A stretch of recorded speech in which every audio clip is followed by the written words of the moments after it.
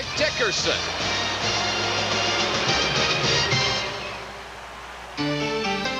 If all the world's a stage, then a performer's debut can be held anywhere, from the bustling streets of the inner city to the quiet, peaceful streets of small-town America. Case in point, Sealy, Texas. It served as Eric Dickerson's first stage, and though it wasn't a lavish premiere, the performance generated fond memories. I liked Sealy a lot when I grew up there. It was very small, not a lot to do. Well, I first started playing football when I was about 11 or 12 years old. Not organized football, such as like in high school or junior high. I used to play on the side of Bethel Baptist Church. Me and the guys would get together. We'd always play on Saturdays and Sundays. That was our day to play football. At Sealy High School, Eric Dickerson took center stage and dominated the spotlight. In his senior year, he rushed for 2,653 yards and led Sealy to a state championship. In that title game, Eric rushed for 311 yards and 4 touchdowns, a starring role that even his boyhood idol would have been proud of. My hero was O.J. Simpson. On the Saturdays and Sundays, I was O.J., no doubt, because he was my man. And when the Buffalo Bills played, they could lose. If O.J. had a good day, that was good enough for me. He was my hero in the NFL, and for me to break his record was a big honor. For at least one moment in time, Eric Dickerson shared the stage with no one. He was the greatest.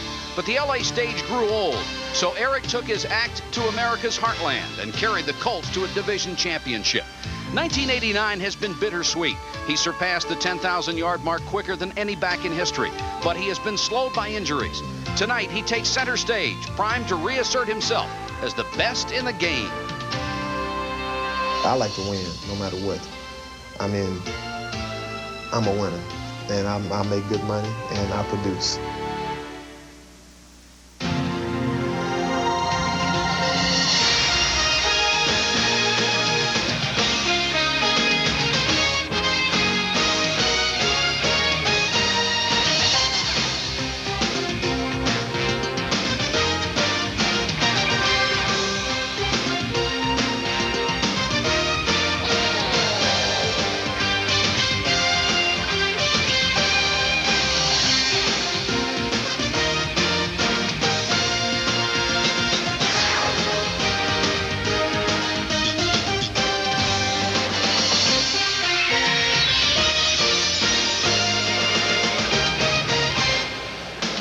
From the Hoosier Dome in Indianapolis, it's the 2-8 Jets against the 4-6 Indianapolis Colts.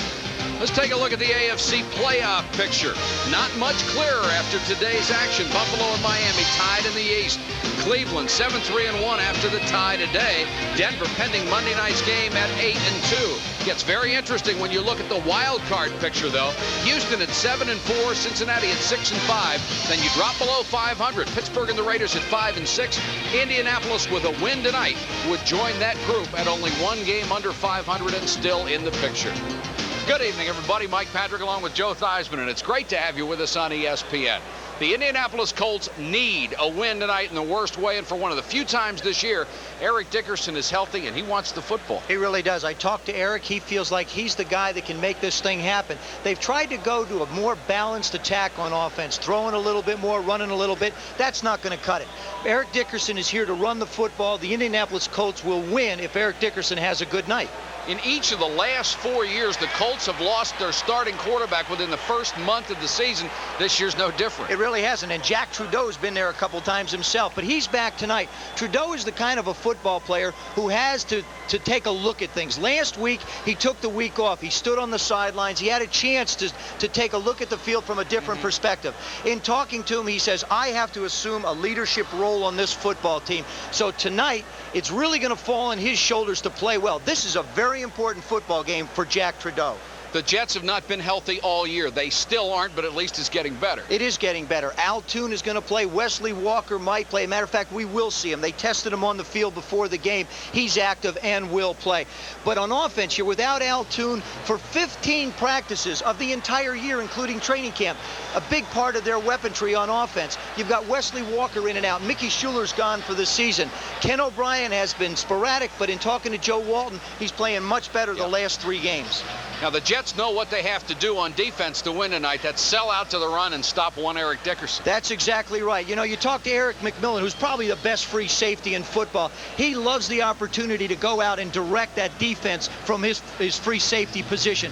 Tonight, what you're going to see the Jets do is they're going to commit to the blitz. They know they have to stop Eric Dickerson if they're going to win this football game. It's going to put a lot of pressure on those young secondary guys to make big plays. Joe Walton on the sideline, of course, under pressure. He came into the year as the only winning coach in Jets history at 52-55-1, his current record.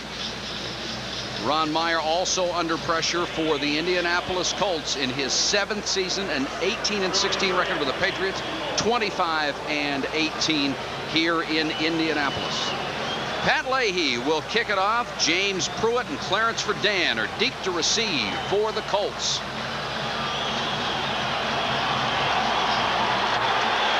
Pruitt 86, Verdun 83.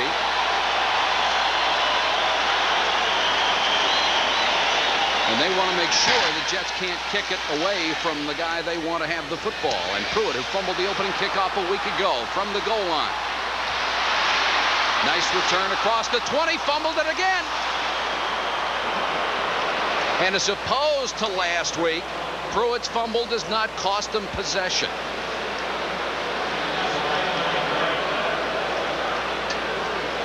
Pruitt running into the same problem he had last week, just unloading the football. Now, it was cold outside last week. No excuse here. He does a pretty good job protecting it. Now, as he tries for the extra yardage, it just comes flying out. He was drilled by Leander Knight, who caught him from the blind side, and Pruitt limping off the field. Brian Baldinger made the recovery. So the Colts will start from their own 23-yard line. We'll set the offensive lineups and defensive lineups for you in just a moment.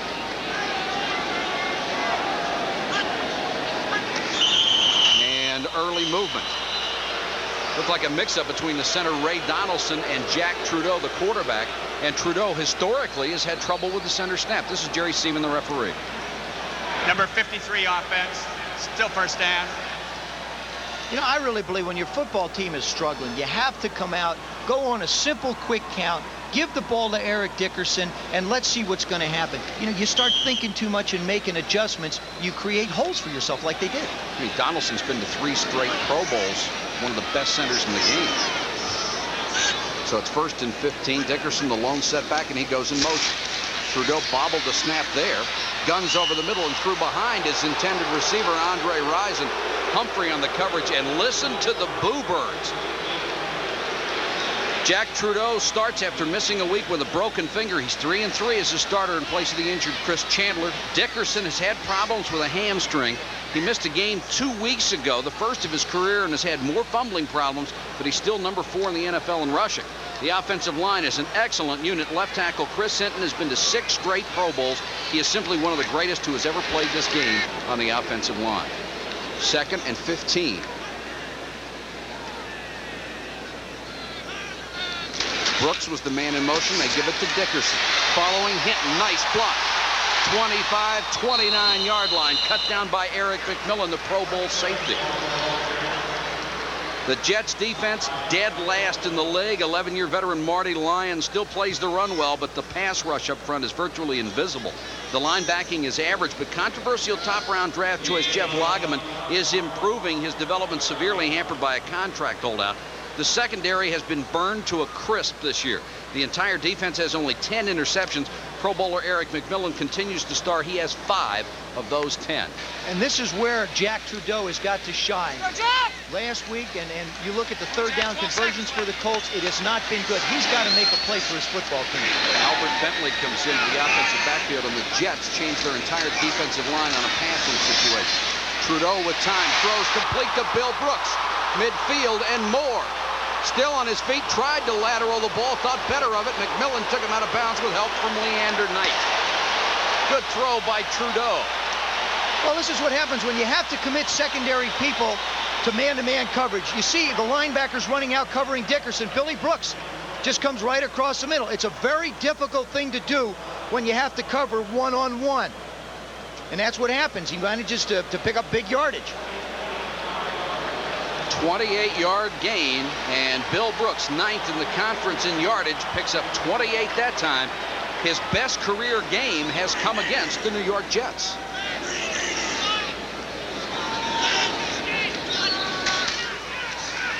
Trudeau on first down. Plenty of time again. Brooks has it in front of Hasty. Out of bounds to 31. It will be another first down. 36 catches for Bill Brooks. He has 4.5 speed, and Hasty had to give him some room. Well, this is, like I said, this is a very big football game for Jack Trudeau. He's got to find himself. You know, you get displaced as the starter in the beginning of the year. It's Chris Chandler's football team. Now, you can't worry about Chris Chandler anymore. It's the guy on the field that's got to make it happen, and Trudeau looks like he's risen himself to the occasion. 1st and 10, Colts on the march, opening possession, first quarter.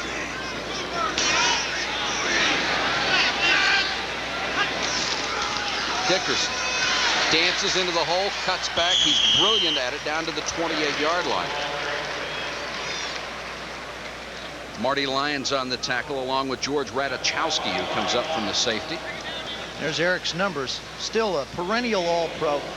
He's most dangerous because he's so deep in the eye is when he starts his flow one way and starts to cut back against the grain. That's where Eric Dickerson makes most of his yardage. And this is what the Colts have done in their 10 previous games. Only one score on their opening possession. Not very good. 2nd and 6. Trudeau again with time. The Jet pass rush has been miserable, and Dickerson drops it. He has never been the most sure-handed pass receiver.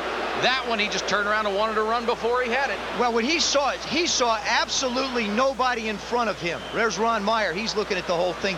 Trudeau does an excellent job. He sees his receivers downfield covered. Lyons gets in his face. Now, Dickerson, see how he turns his head? There's nobody there. He's going to run in for a touchdown from 30 yards away, and he knows it. And the Colts fans are out of patience. Yeah. Anything that goes wrong, they are right on top of this club. That's it. They've never been booed in here, so this is a new experience for that football team. And it's one they're not going to like either. 3rd and 6. Jets show blitz and come. Trudeau with time and overthrows. Risen out there, but covered well by Bobby Humphrey. And Trudeau paid the price.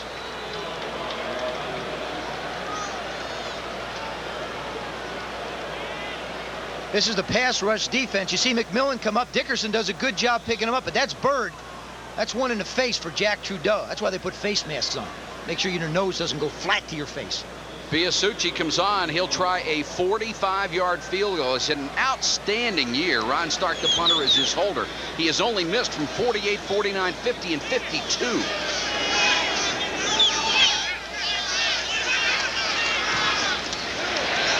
Plenty of distance. And Dean Biasucci, with his 15th field goal of the year, puts the Indianapolis Colts on top of the Jets. And he got on the fumble. Yeah, he's 0 for 2 in the last 2 games. Bobby Humphrey and JoJo Townsend deep for the Jets. Humphrey, 4 yards deep. He'll bring it out. Has the seam. Brought down at the 23, and a late flag comes down. Thrown about 10 yards behind where the ball carrier was, and when you're losing, this is the kind of thing that happens to you. You get a 30-yard return and it comes back. It's frustrating. What happens is you've got frustrated athletes on the field. Everybody's trying to do a little bit more to help the football team win. Holding, number 77 receiving team during the return. First down. Gerald Nichols, a defensive lineman, caught holding.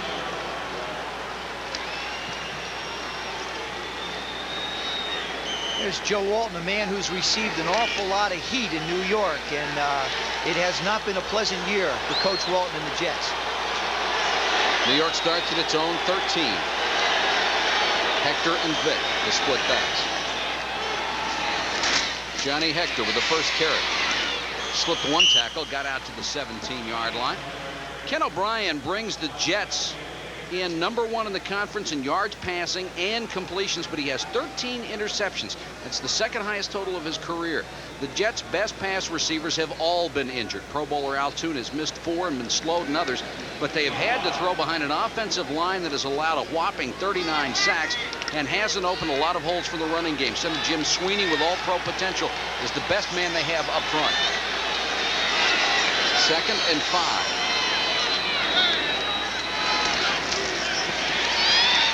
O'Brien a little half roll. Check down to Hector. Couldn't hold it. Chip Banks was almost in a position to pick that overthrow off.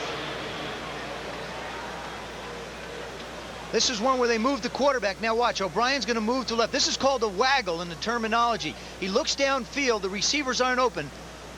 Now Hector's on what's called a check down. He just checks into an open area. The problem that O'Brien has is he can't see him because of the rush of Donnell Thompson on that side.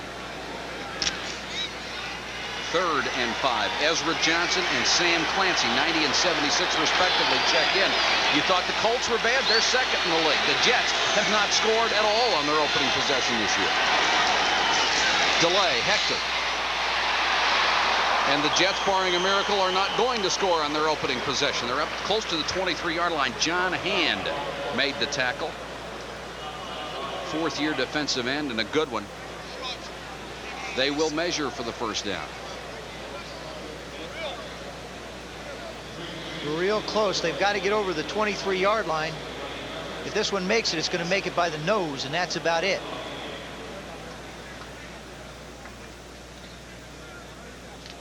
There it is. And that normally doesn't happen when you're losing games. I was just going to say, this could be an indication that fortunes may have turned for the Jets because they finally made one.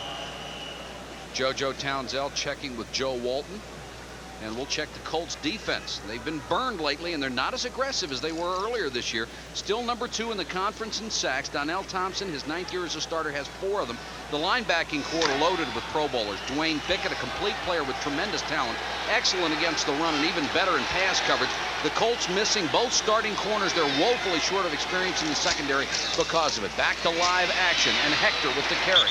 Gets it out around the 25-yard line. The Jets have not run the ball much this year because of their injuries, and Joe Walton is a coach who likes to have a balanced offense. He hasn't been able to get it. Most coaches, Joe, I played for Joe Walton, I played for Joe Gibbs. They have the same philosophy. They're 60 to 65% run-oriented. They throw the ball when the opportunity is there. You're expected to make 3rd down in 4s, 5s, and 6s. That's the quarterback's responsibility. He has not had that kind of success running, so he can't get into 3rd and 4. 2nd and 7. Freeman McNeil will check out of the ball game. No, he comes out as a wide receiver outside of Altoon to the near side. O'Brien, a little swing. Hector, blockers in front. Nice effort by Johnny Hector. Dives up to the 38-yard line, a gain of 11.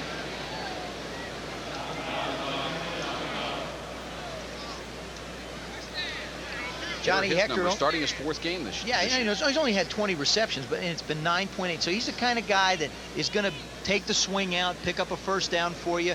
Nothing spectacular. Of course, Freeman McNeil's been in and out. Their backs just really haven't performed much. You know, 30 receptions for McNeil, 20 for Johnny Hector, 18 for Roger Vick. They spread it around a lot. Walker and Toon are the wideouts. That's going to be a great feeling for Ken O'Brien. He hasn't seen that this year. First time they played together.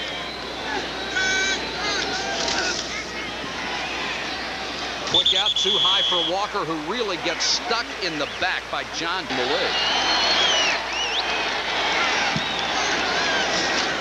2nd and 10, delay to Hector, room to run.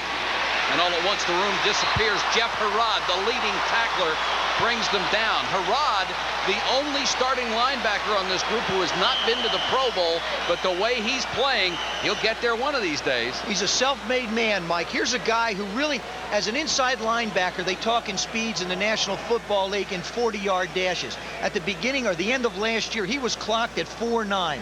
Worked out all through the offseason, knocked 0.2 of a second off. He's a 4.7 inside linebacker. To take 0.1 of a second off is tremendous. To take 2 is incredible. Also, he only bench presses 460. Me, you, and the building. The Jets, 27th in the league. They were woeful last week against Miami, only 1 of 11. 3rd and 7 here.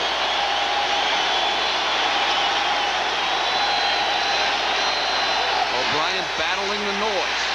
Has good protection, throws to Toon, bobbled it, but brought it down at midfield. That'll be a 1st down on a gain of 13. Bruce Plummer was there, but too late. we talked about the Colts having their trouble. They've lost Good. They've lost Daniels, excuse me, as their corners. Here he is against Plummer. You got to give a guy this size with that speed respect. He almost lets that one get away from him. Very important catch. Always try and get your star receiver the ball early in a game so that he can get his confidence up. He takes a few shots and relaxes. It's only the 25th catch of the year for Al Toon. Another Pro Bowler. Mickey Schuler only played a little bit before he was hurt. He's on injured reserve. Swing to McNeil. Nice move by Freeman McNeil. First down and more to the 37-yard line. And right now, the New York Jets have most of their guns on offense, and you can see the difference it makes. But McNeil comes up limping. I mean, it's the same problem he's had. I mean, he's got the knee. It's been a problem for him. And now he makes a move. And Freeman McNeil does not run. He gallops. He's a galloper. He gets outside. And here, watch the gallop move. Here, let's change the gait, slide the knee by. And you see, he just gallops, gets down low, but again, takes a shot and winds up limping off. 1st and 10. Jets. Johnny Hector checks into the backfield. Hector, huge hole up the middle. Couldn't slip the last tackle, got down to the 25. Gain of 11. Mike Pryor, the free safety, saved a touchdown. This is the weakness of the Colts right here. The inside linebackers, this area right here, they're not real big. And so therefore, the Jets feel like they can take that big offensive line of theirs and pound it out. I mean, when you look at the offensive line, 290, 280, 280 up the middle, 274. I mean, you got some big men moving people up the middle. A.B. Brown, the rookie out of West Virginia, comes into the backfield, and he will come wide left for New York.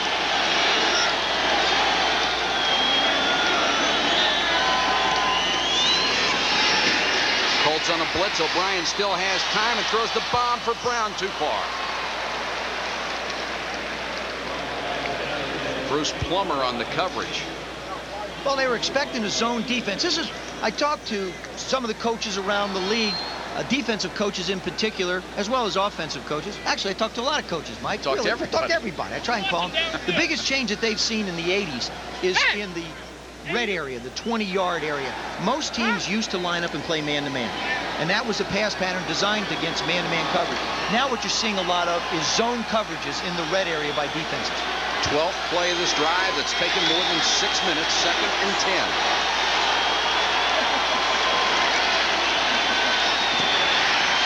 O'Brien with all day to find a receiver, and look who he found, Chip Banks. Banks brought down at the 25-yard line. A return of 10 for the former Pro Bowler with the Browns and the San Diego Chargers. And O'Brien working on a career-high interceptions. That was 14 for the season. Cardinal mistake for a quarterback. Never try and hit a crossing pattern late, because what happens is Banks is going to sit there and drop back and watch O'Brien's eyes. And as soon as he sees him turn, he'll make the play on the ball. See him watch the quarterback, see him drift back into the middle. Stop it right there. We'll show you right there. See that? Right up in that area. He makes the interception. So the Jets failed to score after an impressive... They built the stadium around him. 3-0 Indianapolis. They put all those other seats around him here. Banks' interception gives the Colts the ball back at their own 25. Dickerson and Bentley in the same backfield. Bentley on the delay. Should have delayed it a little longer. Benson was the first guy in, cracking through the line of scrimmage, and then Paul Fraze helped out. Ken O'Brien on the sideline. Long drive that came up with nothing, Joe. Well, he just held the ball too long, and there's Chip Banks. He just watched his eyes. You never want to throw anywhere on the field if you're at the quarterback position. You never want to make a decision to throw any kind of an in pattern late across the field, because now they've got these 34 defenses, and a linebacker always pops up where you don't want him. 2nd and 13. Colts go with 3 wide receivers and Dickerson to setback.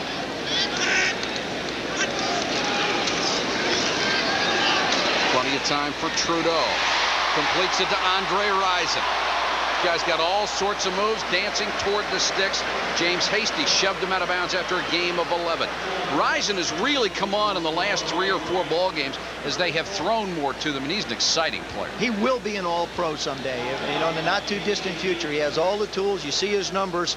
He's got everything you need. But Jack Trudeau is starting to play. Now, you see his left hand. He has a glove on it to protect a broken pinky that has 3 pins in on his left hand. And some of the problems you may see with snaps tonight, that's the reason why. It's 3rd and 1. 7 of 8 times in that situation this year they have gone to Dickerson to try to get it. Make it 8 of 9. And second effort gets him across the 35 for the first down. Mercereau and Fraze on the tackle for the Jets. Dickerson leads all NFL running backs and everyone except quarterbacks with fumbles. He has 7. It has been a problem throughout his career, but he gives you so much. You wonder, you know, where that 50-50 break-even point is. The other thing you got to remember is last week was the first week he's missed because of injuries in his entire career. That's a lot of hits for a guy. 1st and 10. Dickerson, they messed up the handoff. Dickerson ducks under Paul Fraze and got a couple. See, Trudeau, that we saw exactly the problem you run into. Trudeau has got a glove and just a big bandage on his pinky, on his left hand. When he tries to make the handoff here, he's got to use his left hand because Dickerson is coming from the right. Now, he can't grip the ball. First of all, the guard hits it, which makes it more difficult. Now he comes out and he tries to hand on the ball. Eric does everything he can to hold on. That was Ben Utt that ran into it. Good job by Trudeau to get it back. It really is. That ball was really knocked totally out of his hands. Dickerson so far, 4 carries, 19 yards. Colts have a 2nd and 8 at their own 37.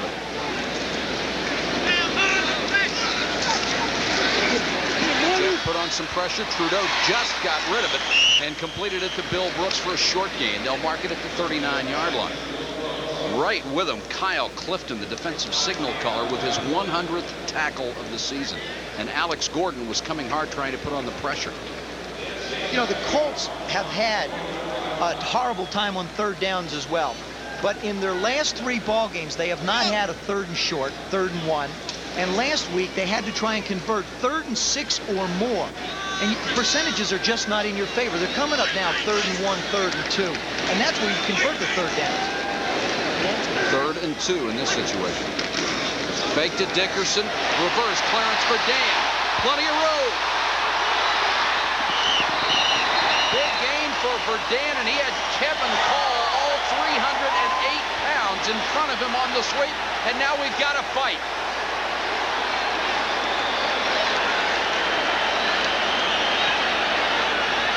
Harsh words after the play, and it elevated a little bit. Bill Brooks down there, Howard, and Kevin Call, and they're still going at it. Call has a hold of one of the Jets and is not about to let loose. Well, they call Kevin Call Creature. Now we're finding out why. Yeah. I mean, they got some nicknames in that offensive line. Chris Hinton's called the Dancing Bear. Ray Donaldson's the Bulldog, and of course Kevin Call is the Creature. And he had a hold of Marty Lyons. There's 2 creatures. Well, what's some speed? There's a fight between creatures. That one should go in the dinosaur book if that's going to be a fight. 308 pounds leading the running back downfield, and there's Marty Lyons, 11 years, the sole survivor of the sack exchange. Like to play at least another year. He's a good guy. I hope he does play another year. Jerry Seaman trying to sort things out. The ball is spotted at the 30. You know, you got 2 football teams trying their darndest to dig themselves out of a rut, and that's exactly what happens. See, now no guard hits the ball. He does a nice job of handing off. Nice, good pocket position. And for Dan, of course, he's a kick return guy. So, boom, he's down the field. Look at for Dan, the size compared to Kevin Call. Dickerson. Excellent play by Fraze. Came from the backside and dragged him down. Second-year man out of Syracuse. Excellent against the run. And so many young players on this Jets club. Well, they are. They've made the commitment to young. You'll see him lower right side. When the tackle pulls, he hops right in his hip. See how he gets right in the hip of the tackle? Kevin Call, 71. And with Eric Dickerson being 7 yards deep in the backfield, he's not going to be able to, unless he hits it hard up the field, he's not going to outrun anybody, least of all Paul Fraze. Loss of 4, 2nd and 14. Clock turning in a rapidly moving first quarter. 2:50 left. It's 3-0 Colts. Ron Stallworth, number 96, the rookie out of Auburn, is checked in on the Jets defensive line. Trudeau with time, throws over the middle and complete to his tight end Mark Boyer. Boyer double teamed by the linebackers and brought down. Kevin MacArthur is there along with Clifton. Well, this is what you do against a 34. The linebackers drop back into position, and you just have to have the tight end sit down. He knows he's going to get hit. See him how he squinches over? That's a good word, squinch. I used to squinch a lot before I got hit. You know, you could feel defensive ends coming at you. They'd squinch you. But you tuck up, and you know you're going to get hit, and you just want to protect the ball. Trudeau, 5 out of 8, 66 yards so far. Colts driving again, already leading 3-0. 3rd and 6 here. Inside handoff. Bentley broke a tackle, dives forward near the 21-yard line. He had to get just inside the 21 for the first down. Leander Knight made the tackle. The crowd is already cheering go. I'll tell you something. I would go for it. You know why? Because you got Hinton at 300 at left tackle, Dixon 300, Donaldson at 290, Udd at 295, and Call at 308. Your entire offensive line averages 300 pounds. The defensive line and linebackers average about 260. All it is, it's mano a mano.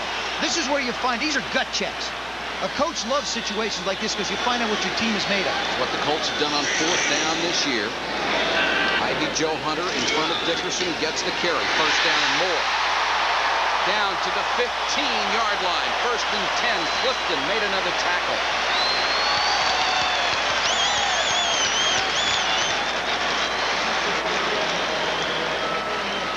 Watch the offensive line get off the ball. If the offense gets under the defense, which you see their pads under the Jets' pads, there's going to be movement up front. That's all you need to give a running back an opportunity to make yardage. Ivy Joe Hunter with an excellent block on Troy Benson. Ball spotted just outside the 15-yard line. 38 seconds to go first quarter. The Jets have got to blitz here. They've got to come up with a big play, and you can't do it playing zone. Bentley, the tailback, he'll get the carry. Wrapped up in a hurry. Scott Mercereau, the first man there, and then got some help. The nose man, 280 out of Southern Connecticut. This is some offensive line for the Colts. At left tackle, Chris Hinton. I'll tell you what, the only thing keeping him out of the Hall of Fame is he's still playing. That's the truth. I mean, he is just an incredible football player. The dancing bear. A rapid first quarter, and it's 3-0 at the end of the period. The Colts at home on top of the New York Jets will be.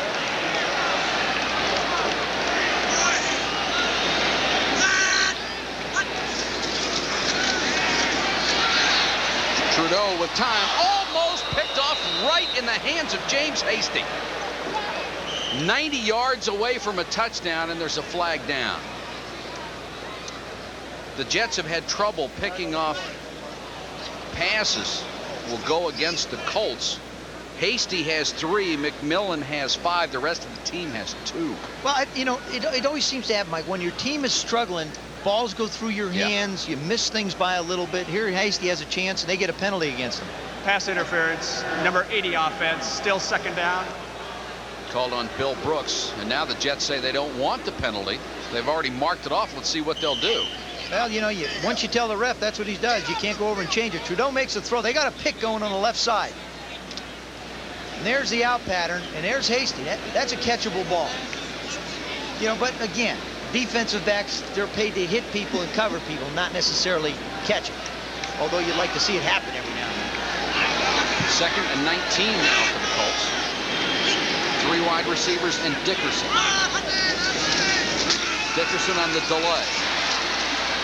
Nice defensive play by Marvin Washington, the rookie out of Idaho. Would not let Dickerson get away from him. Thinking raw talent there. Oh, yeah, unbelievable. Thinking right here, Mike, if you're the Jets, what you do is you tell your secondary people, don't give up the big play. Let them kick the field goal. We're only a touchdown down. We move the ball in the first drive. We're okay. But you guys have to let them settle for 3 or knock them back further out of field goal range. But you can't let them get a first down or a touchdown. 13th play of the drive. 3rd and 15 for Trudeau and the Colts.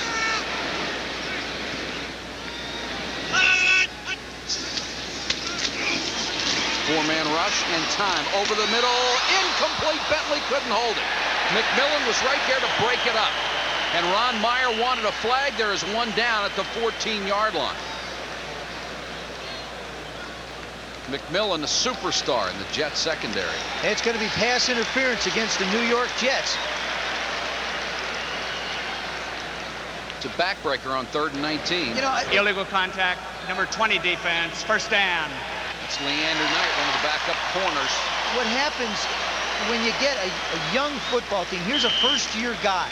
You got to know you can only chuck people in a 5-yard area. And what happens is he's going to hit some late. See him coming in on the right side of your screen. He runs up to tackle him instead of cover him.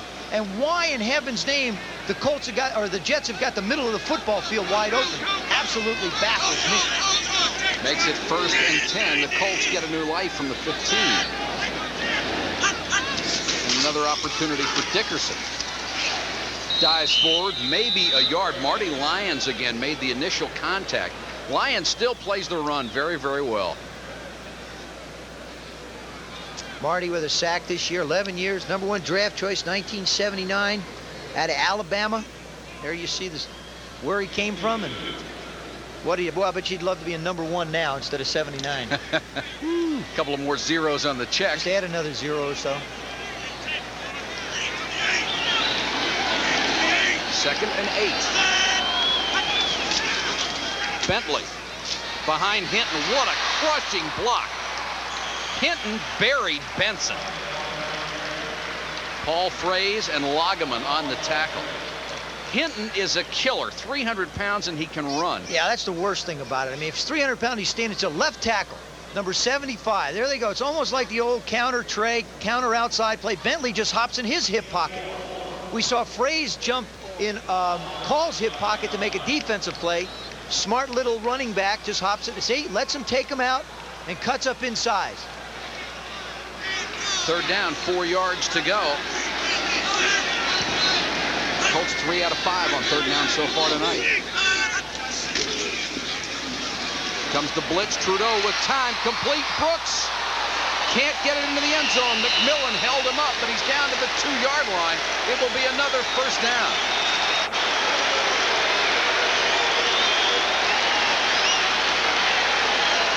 Trudeau has done nothing spectacular yet, but he has been very efficient. That's right. He's letting the stars of the football team do things spectacular. There you see Brooks create a throwing lane for Jack Trudeau. He moved inside to where the defensive linemen and linebackers weren't, so he gave Jack a clear vision to make him throw the ball and protect him.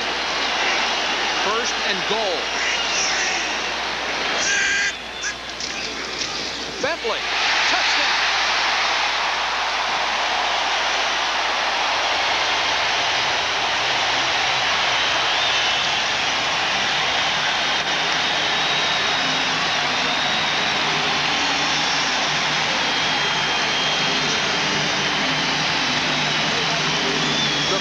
Rushing touchdown of the season for Albert Bentley, 3 overall.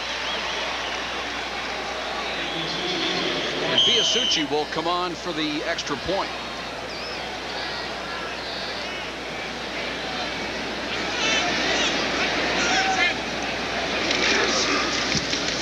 Biasucci, 19 out of 19 this year. A 16-play drive that took up 9 minutes and 31 seconds. The Colts impressive on their possession offense, leading 10-0. And the Jets, 3 minutes and 1 second into the 2nd quarter, will get the ball for only the 2nd time in the entire game. Humphrey and Townsend deep to receive. You can't have the ball, you can't score. Well, that's what happens when you turn it over down close. Biasucci, nice high kick. Townsend from the 1. Has a seam. Townsend all the way out got to the 48-yard line. Guess what? There's a flag down. Oh, I couldn't have. I wouldn't have guessed that. Anybody Bruce Plummer made the tackle. Anybody runs that far, you got to figure a flag's coming from somewhere. Oh, but it's against the Colts. Oh, I apologize. Ray's not happy.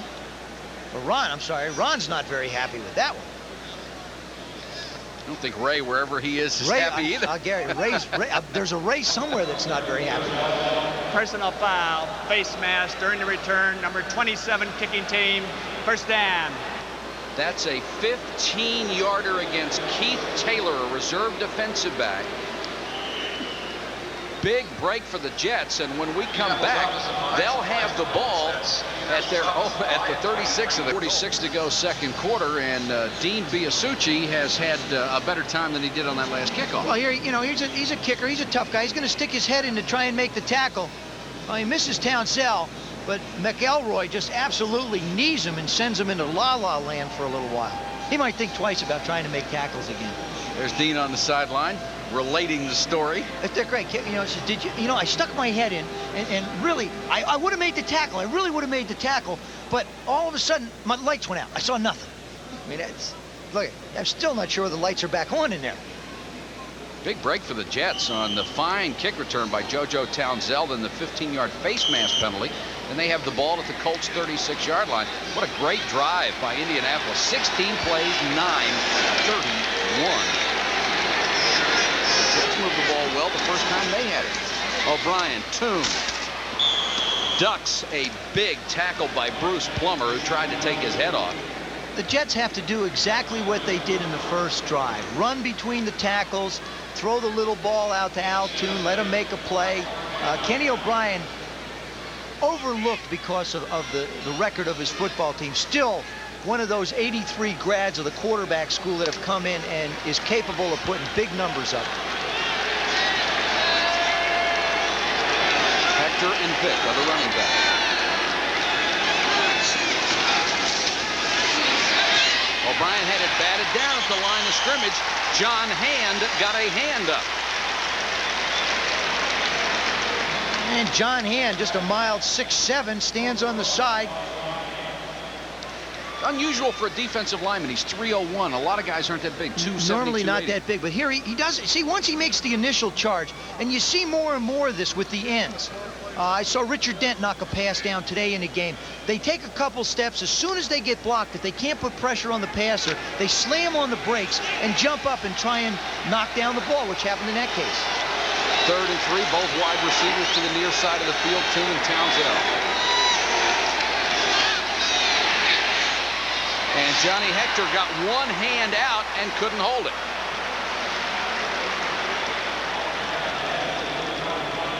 So the Jets get close but can't get the first down, and they'll set up for the field goal. Hope you'll be with us next Sunday. Game day at 11:30 Eastern. What a brilliant story they had this morning on Freeman McNeil and what psychologically injuries do to people. Hope you had a chance to see that. Then prime time at 7 o'clock, both shows starring Pete Axtell. That's right. As Chris would say. I enjoyed that show. Then the Rams and the Saints will be in New Orleans. Pat Leahy will try from 46 yards out.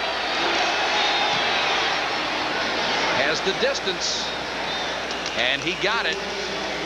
Leahy puts the Jets on the board with 10:57 to go. That was on Game Day this morning about Freeman McNeil. We will update that for you right after the kickoff. Pat Leahy, who connected on the 46-yard field goal. Bentley and Verdun deep. Bentley at the 2. Buried at the 19. Freeman McNeil really hasn't been the same since the first game against the Colts. He has lost his starting job. He was really affected by a block that he put on O'Brien Alston, damaged Alston's knee, and put him out for the season. There's O'Brien Alston in the civvies in the background there. And Freeman McNeil was really bothered psychologically by it. And you have a lot of guys who came up to him and said, we really understand, what you're going through. Nobody likes to see that. But it's really affected his performance. We'll develop that a little bit more.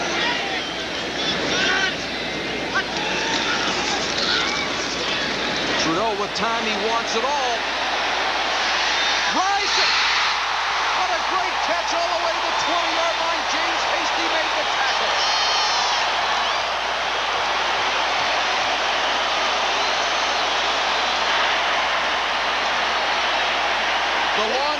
catch of the year for Andre Rison, the rookie out of Michigan State. The last 3 or 4 games, Andre Rison has started to catch the ball more. He just lines up and runs, doesn't do anything fancy. Hasty stays in his back pedal a long time and just figures he can run with them. Eric McMillan trying to help out. That's just a great catch. That's a great catch and a great throw by Jack Trudeau. Tremendous adjustment as the ball sailed from his inside shoulder toward his outside. Dickerson cuts it back, got maybe a yard. Loggeman, the rookie out of Virginia, 250 pounds, was right there along with Marty Lyons. Yeah, Mike, let me just, about the, we were talking about Freeman McNeil Right. and O'Brien Alston before. It's funny, I've been a guy who's been a part of a very severe injury. I was the guy that got it. Nobody ever really thinks about the people that deliver the blow. I talked to Lawrence Taylor after my injury. He was affected by it, as Freeman was in that instance. But Freeman's back. O'Brien Alston looked pretty good. I saw him in the locker room, so everybody's sort of coming back from that. But it's a traumatic experience for both people involved. Just have to find a way to psychologically get it out of your mind and go on with what you're doing. 2nd and 8, Trudeau. Again with time, throws and almost picked off. Radachowski came across in front of Brooks. Had another shot at it, but couldn't come up with it. There's Radachowski, and speaking of injuries, the Jets secondary's been decimated. Well, you know, they lose Miano. Now this is a little squiggler. He just does manage to get a finger on it. You see, just instead of hitting Billy Brooks between the 8 and the 0, it winds up hitting him on the 0. And it's, you know, just that little bit deflects the flight of the ball, and you wind up with an incompletion. Radachowski out of Boston College played with the Colts in 84 and 85, and now Trudeau faces 3rd and 8.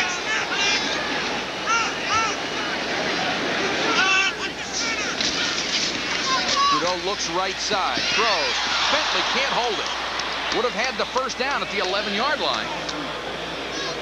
Leander Knight and Carl Howard back on defense. But the Colts will have to go for the field goal again.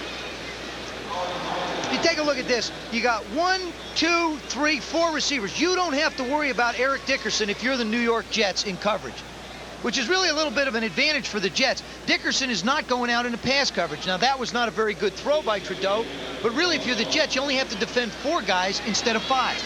Piasucci will try from 37. He has hit his last 16 field goals inside of 40 yards.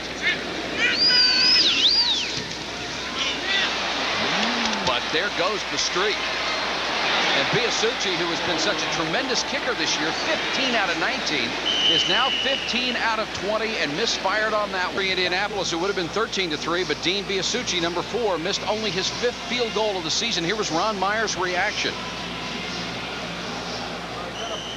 That is not a happy camper right there. You know, in games like this, every point, every play is magnified. When you're losing, it's magnified even more. Just from their own 20. Hector races through the hole up to the 24-yard line. Brought down by Jeff Harrod, number 54. He's had 3 straight games of 10 tackles or more. There's Ron Meyer on the sideline. As we told you at the beginning of the telecast, one of the coaches in the NFL under pressure this year with a losing record.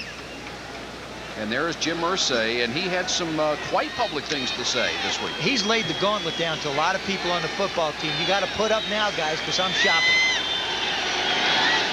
2nd and 5. They give Hector the 25 on the last carry. And Hector again. Dodges 1 tackle. Could only get back to the line of scrimmage. Dwayne Bickett. One of the little publicized but outstanding linebackers in this game. I had a long conversation with Jim Irsay, and, you know, a couple of things he talked about. He really felt like the offense was struggling, and tonight they're doing a terrific job, much better. And he said Hinton's playing great. He told me, really, Ron Myers has a job here. He's not interested in going to look for anybody else. And, you know, they really miss Chris Chandler. I mean, the thing is, you spend all the training camp with 1 quarterback. All of a sudden, as you mentioned in the open, Mike, through 4 weeks of the season, he's gone, and you're almost cast back where you were. The guy didn't get a lot of work. 3rd and 4, the crowd exhorts the defense. Play action. O'Brien to Hector, trying to beat Bickett. Got the first down, stayed in bounds as long as he could. Finally driven out, and the flag is down. after the play, out of bounds, a gain of 15, and look for 15 more. That's Bruce Plummer, who made what appeared to be a late hit. We've talked about the problems that the Colts have had in the secondary. They activate Anthony Parker, number 43. Plummer's got to start. He was a backup to Daniels. And now Good is out, so Baylor's got to start. Personal foul, unnecessary roughness, number 23, defense, first down. Let's take a look. It's one thing about being beat. You know, it's one thing about being beat. It's another thing about doing foolish things that hurt your football team. Now, I don't know whether you can call that one a personal foul or not. He was coming over to knock him out of bounds. Iffy. He fell on top of him, but you never know what the Zebras are going to do, so you got to sort of be real smart. The Jets will take it, however. They're down at the Indianapolis 44. O'Brien tries to dump it off, knocked down, and Donnell Thompson, 99, really in Ken O'Brien's face. And Donnell Thompson did the Jets a favor because he was trying to dump the ball off to Roger Vick. If Roger Vick catches this ball, he's going to be tackled for about an 8-yard loss. Now here comes Banks putting pressure on. Vick tries to block him. Brown tries to block him. O'Brien winds up getting grabbed by him and losing a sock on top of it. O'Brien 5 out of 12, only 57 yards. There's Thompson knocking away Vick, the intended receiver. Got those big mitts up in the air. I used to hate the tall defensive ends. God, they make your life miserable. That's all of them, isn't it? That's it. All of them. 4-man rush. Jets have done a good job protecting O'Brien tonight, and Altoon makes the grab. Pushed out of bounds by Jeff Herrod, but it's very close to first down territory. We're going to see something now. The Jets are making some changes on offense. They're bringing in Adam Schreiber to play the center position. They bring in Kurt Singer to play one tight end, a free agent out of Tennessee. And then they move Jim Sweeney, who was the original center, over to the other tight end.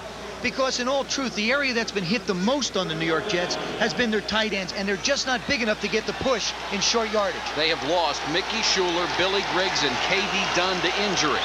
3rd and 1. Hector spun out of one tackle, couldn't spin out of a second one. The new system did not work, just like the old system. Well, that one comes from the guys up the middle. Cliff Odom and John Baylor made the tackle. Joe Walton with a look of displeasure on his face. Well, here it is, right up the middle.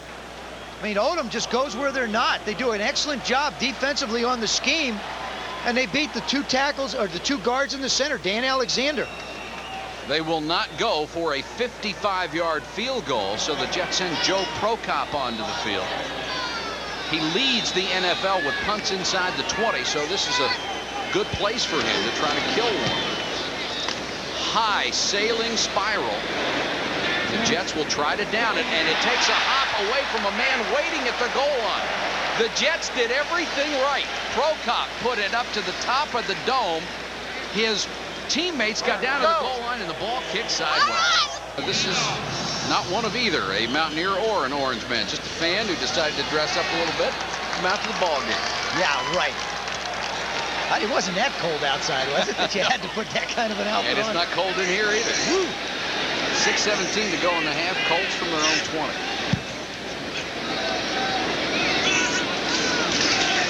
It's fake to Dickerson. The throw. Risen. Dances down the sideline. Pushed out of bounds by James Hasty.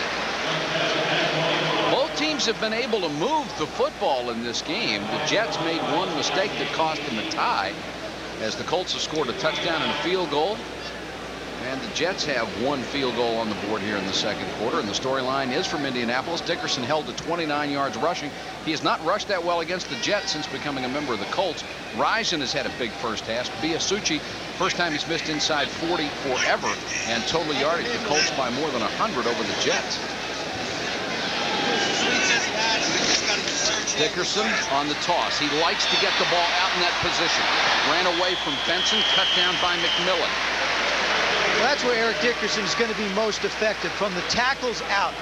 He can run inside, but he likes to stretch the defense, find a hole, and accelerate. I asked him about his acceleration. He said as soon as he gets the ball, which you see him get it right there, now he's at top speed. Does a little stutter step, and he can cut at top speed.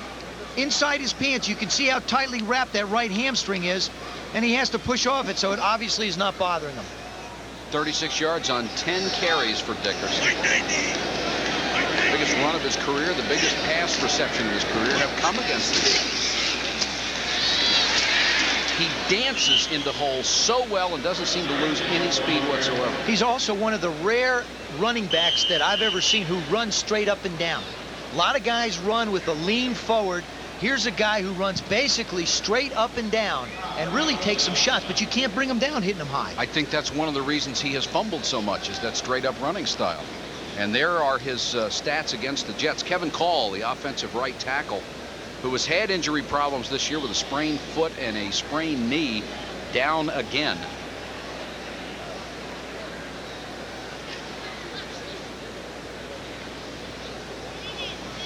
The Colts have started 5 possessions, and they've averaged 50 yards at least on every one. There you see Dickerson actually, I think, is going to be the one that winds up. He came down on Call's left ankle as he went across. Yeah. Looks like he got, hard to tell exactly what happened, whether he got hit or kicked there. It appears that's what they're working on right now. Call obviously in some pain. 60-year player out of Colorado State, originally a 5th-round draft choice in '84. Yes, it is basketball time. Started last week. The Dodge NIT. The semifinals coming up Wednesday, 7 o'clock Eastern. DePaul and 25th ranked St. John's against Kansas and #1 UNLV. And Kansas, with that excellent passing game, may give Jerry Tarkanian and his team a test. Yeah, but I'll tell you something.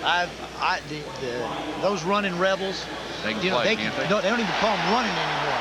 They're just moving faster than running. Their game against Loyola Marymount, I thought that was going to be the first team to 200 by 2. Couldn't believe it. That Loyola Marymount took 8 seconds to get a shot off.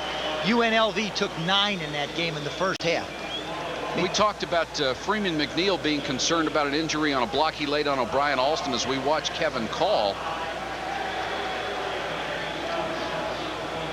We did talk about that. Yeah, I remember that. We talked about that. But, you know, here's the kind of situation where this is something that is not as, hopefully it's not very severe, and it's really the kind of thing that happens in the infighting in the offensive line. A lot of guys get lower leg problems, knees and ankles, because, first of all, they get caught on this lousy AstroTurf. Now, it may be good, and it may be good for indoor stadiums, but it's lousy for a football player. Call coming off. More and more stadiums are going to natural grass inside. I'd love to see them figure out a way to grow it in here. They have the lights now that can do it. Good. Then they ought to. Brian Baldinger out of Duke comes in at right tackle in place of Kevin Call on 2nd and 8. Delay to Dickerson. Slips a tackle. Stiff arms another man, dives forward to the 46-yard line, very close to another first down. Carl Howard and McMillan made the tackle.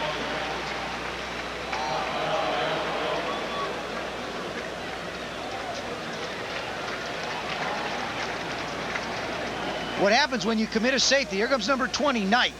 He's running so hard to go get Jack Trudeau, he forgets that Eric Dickerson has the ball, has to slam on the brakes and try and catch him. When a space is voided by a blitzing linebacker and a running back can get into it, there is nobody home to tackle. It is a first down for the Colts.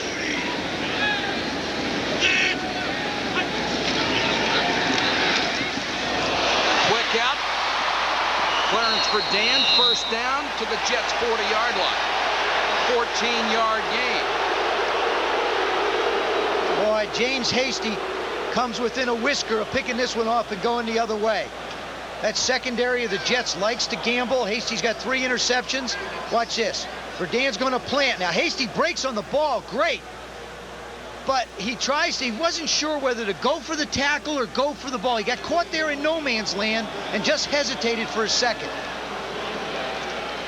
You can barely see it in the picture, but he gets so close. Colts at the Jets' 40. 4:09 to go, first half. Dickerson got away from Fraze. Stiff arm James Hasty, who finally got him out of bounds. A gain of 14 for Eric Dickerson. You can't bring down Eric Dickerson if you hit him high. He's probably one of the best straight armors I've ever seen. I don't care if you're a 295-pound lineman, a linebacker, or a defensive back. There you see Fraze try and hit him high. He just lowers his shoulder, then uses his straight arm to get outside. He can run with anybody. Spotted at the 25, and now one of the Jets going to need some attention. Kevin MacArthur going over to the sidelines. It looks like he's pointing to his left knee. Dickerson has gained 61 yards here in the first half on 13 carries. The last 4 carries, he's gotten 32 of those yards. He's only averaged 47.5. How's that in fractions? How do you figure out the 0.5 against the Colts? Or against the Jets, excuse me.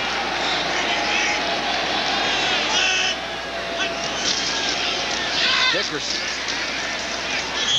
This time maybe a yard. Coming up from the corner, Kerry Glenn closed in a hurry and made the stop. Got some help from Stallworth inside. Clock working down to 3:47. The Colts have moved the ball every time they've had it, but have only 10 points. So the Jets remain within a touchdown.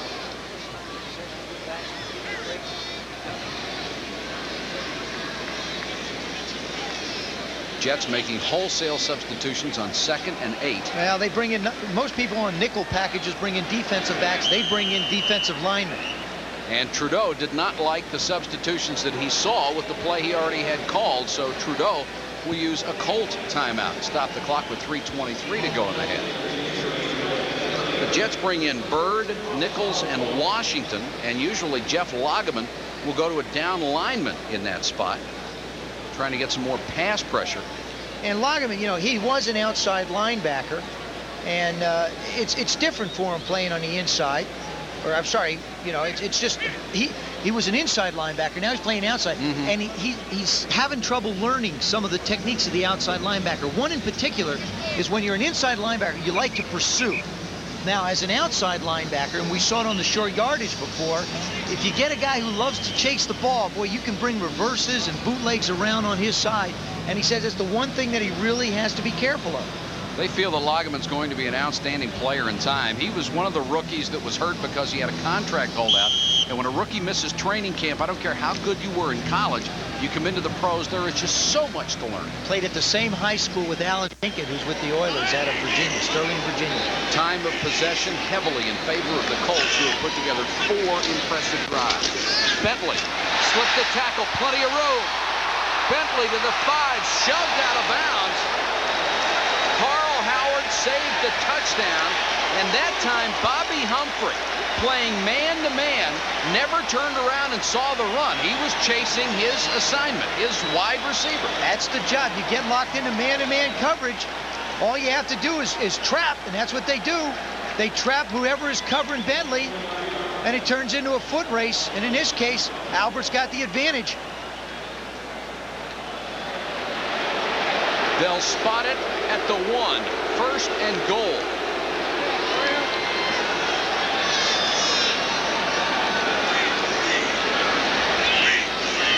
Ivy, Joe Hunter, and Dickerson in the backfield. Fake by Trudeau. Touchdown, it is tight end Pat Beach.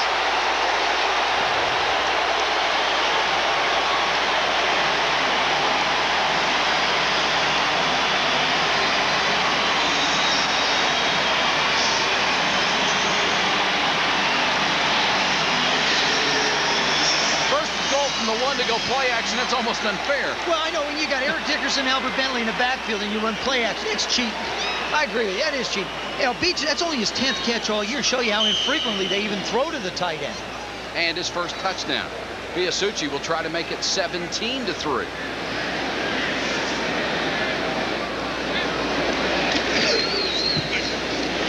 Stark gets it down and Biasucci puts it through.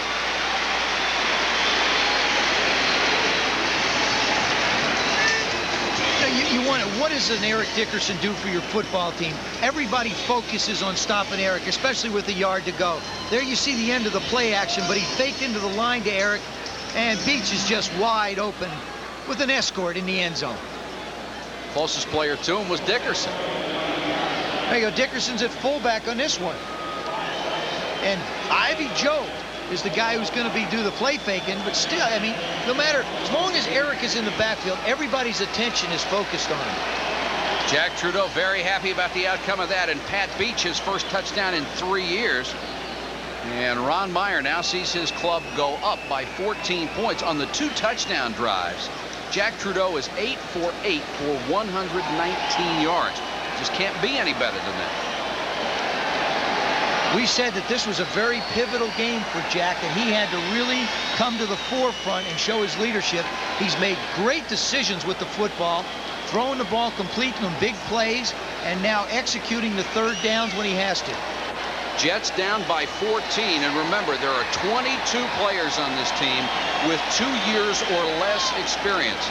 Robert Irsay, the owner of the Indianapolis Colts, obviously enjoying this one so far. And you see the phone in his box does not go down to the press box. That's what Jim Irsay told me. He says, no, he can't call down. He said, he wants to call down, he's going to come to my box. Biasucci to kick it away. Of course, Irsay, when he was had the Baltimore Colts, was known to send in some suggestions. Yeah, he'd down run into the field level. well, he'd run into a payphone. You know, he'd run out into the hall and run into a payphone and say, give me the bench. I got to call somebody down there. 3:12 to go in the half. Bobby Humphrey.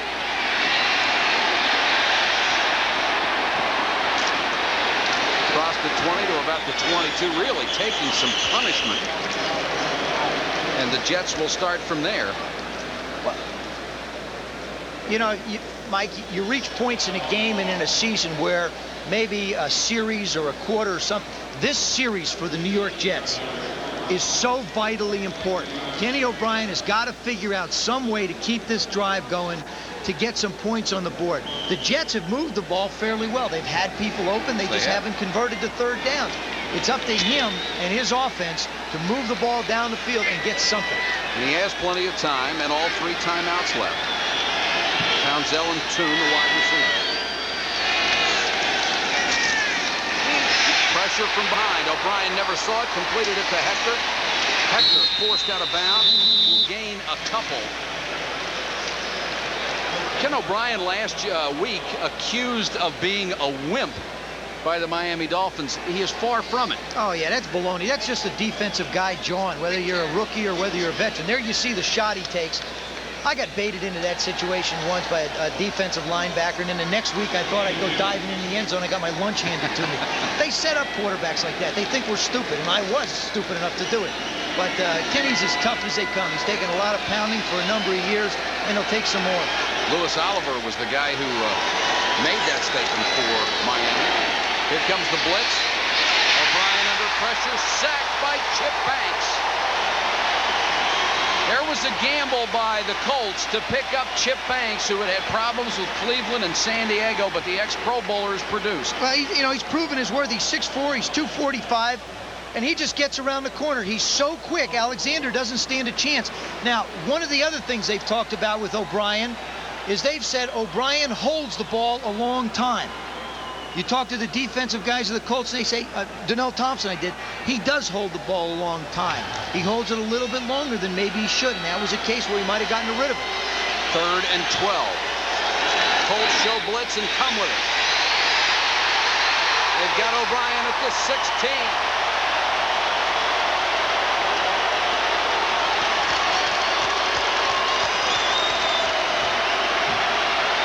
Jeff Herrod in the middle of that pile, but it was Donnell Thompson and Sam Clancy, the former basketball player from Pitt, who put on the pressure.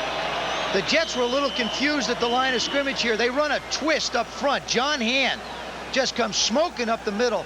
And I'll tell you, if a quarterback can't step up the middle and make a throw, there's nowhere to run but outside, and usually you got the end sitting out there waiting for you. So Prokop has to come on with 2:18 to go in the half, and the Colts should have excellent field position getting the ball back. Clearance for Dan waits at his own 41-yard line.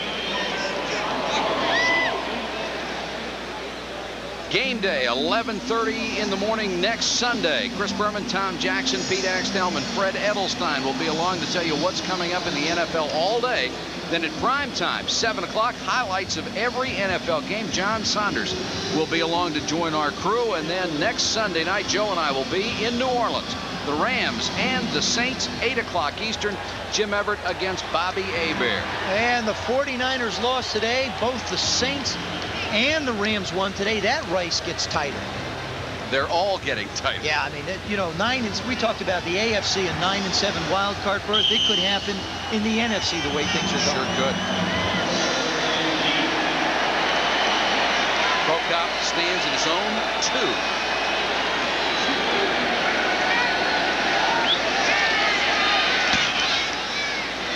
Beautiful sailing punt for Dan at the 34. Giving ground. Has a seam. For Dan back to midfield and a flag down for a late hit out of bounds.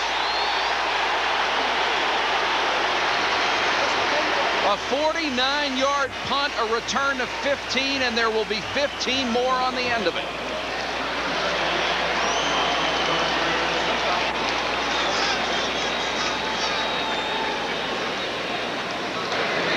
Personal foul, face mask, number 54, kicking team during the return. First down. Troy Benson, the linebacker. What makes this play is on the left side, Philip Epps was tied up at the line of scrimmage. There is no cover man on the left side for the Jets. He's completely down the field, 4 miles. There you see the top of your screen. He is supposed to be down to the ball before anyone else. Now you see him 20 yards later, finally coming into the picture.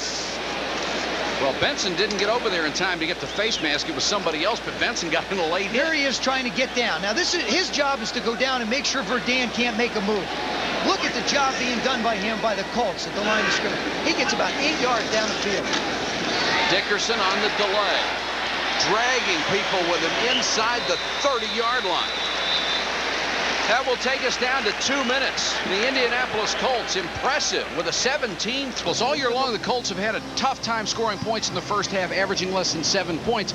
They have 17 in this one. That's right, and what they've done is they have really produced offensively. Their defense has shut down the Jets. You could see it by time of possession. But their offense has played well, especially Jack Trudeau. Yes, he has. Tonight has been Jack Trudeau's night to come out and lead the football team. He's done exactly what he's had to do. You said earlier that he watched from the sideline a week ago because of that bad left hand, and apparently it's paid off. He's really playing within himself. 1:59 to go in the half. Trudeau changes the play.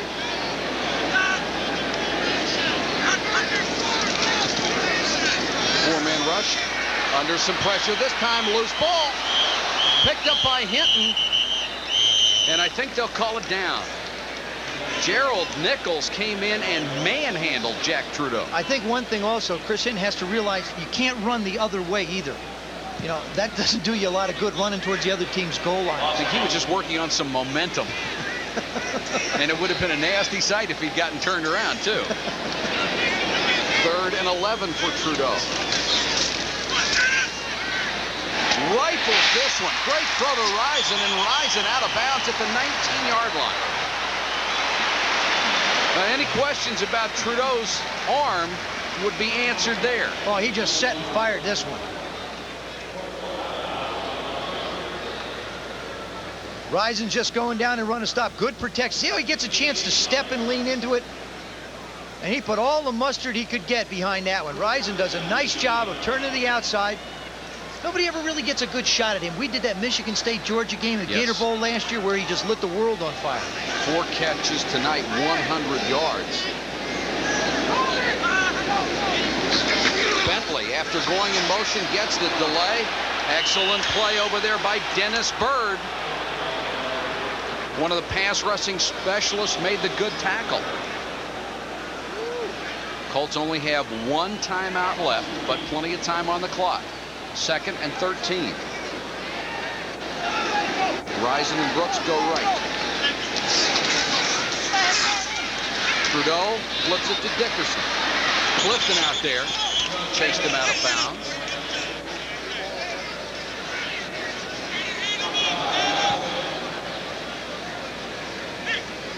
Hope you'll be with us at halftime. Chris Berman comes along with the fastest 3 minutes in television. Joe Ehrman on the men who played the game, and Joe Theismann will be back with his first half analysis, and a lot to talk about, especially from the Colts viewpoint. Jack Trudeau has played brilliantly. They've gotten good yardage out of Dickerson. Andre Rison has made some big plays. And that Jet defense has got to be exhausted. They've been out on the field over, you know, sure 20, 25 minutes. You just can't leave people out there for that long. Kevin Call is back in at right tackle for Indianapolis. 3rd and 15.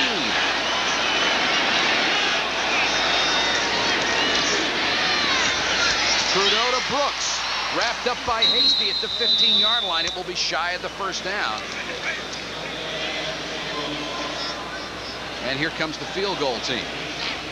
Well, if he makes this, Mike, it's the same situation the Jets had last week against Miami.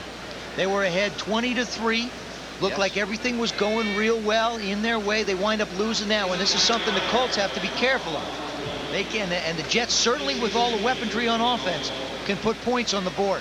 I certainly wouldn't turn this sucker off. I'd stay here. I'll bet you $1 to a donut. Well, we will stay here. Absolutely. Start to hold for Biasucci as they let the clock run down as far as they can. 32-yard attempt, and Biasucci back on target. He is 2 out of 3 tonight.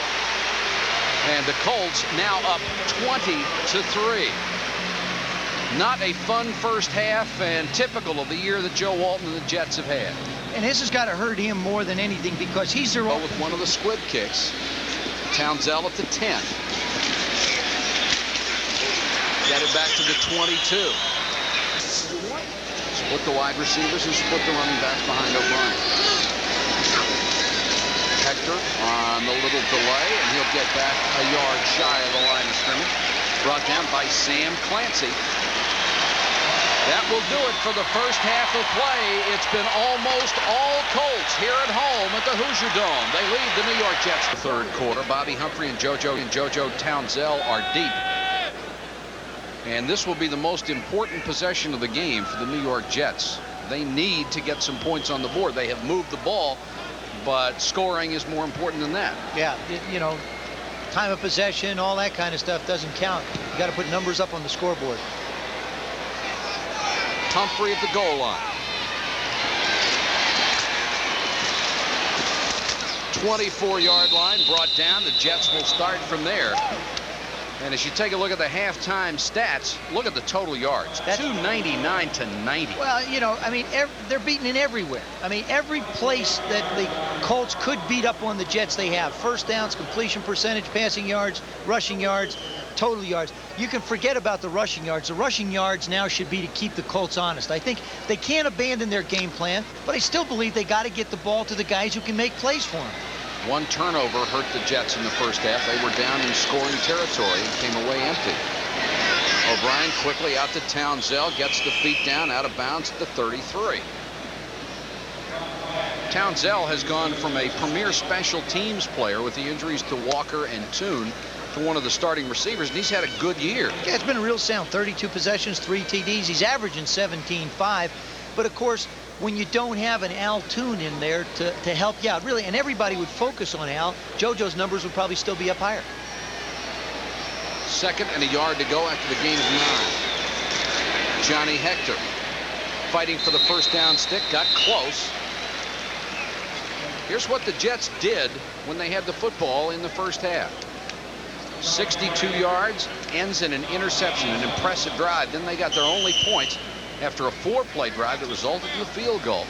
42 yards and a punt. And after that, they really never threatened the Indianapolis Colts defense. Measuring for the first down. Half the length of the ball. That was great. They didn't have to face a 3rd and short. Yeah. That's important. If you can come up with 2nd and 1 all the time, they can handle those. They've had real trouble on 3rd down and short. It has not been very kind to them. Joe Walton hoping the offense will be able to do something this half. He needs a big production out of this unit.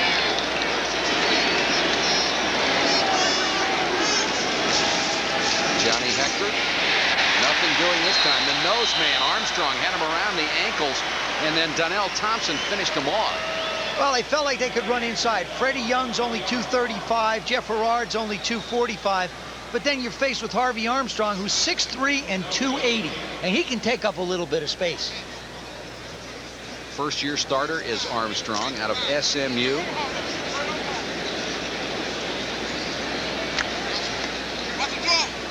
Spot the ball at the 35, so it's 2nd and 10. Jets taking some good splits, trying to spread out that 34 defense. Hector in stride, 50, 40, 35, 34-yard line. Driven out of bounds by Dwayne Bickett, but a perfect throw by O'Brien. There is a flag down, however. This one's going to go against the Colts, though. Right here on this play, you're going to see the play-action fake up inside. Hector's just going to swing around. They're in man-to-man coverage. When this guy comes in motion, there's nobody out in this section of the football field. He just runs all alone by himself. The inside linebacker who's in coverage, they don't switch off quick enough. And Johnny Hector says, hey, I'm all by myself. Nice move right there to pick up an additional 10 yards. Penalty was against the Colts. The Jets decline and have a first down at the Indianapolis 33.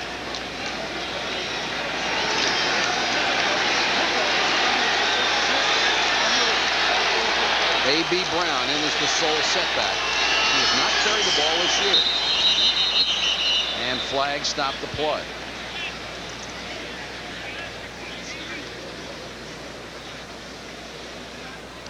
False start prior to the snap. Number 86 offense, still first down. That's the tight end, Keith Newbert.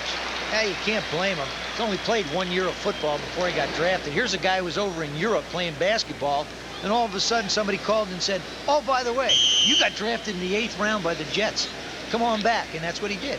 Really, he played basketball in college. I mean, and now he's a starting tight end in the National Football League. 1 year of football at Nebraska.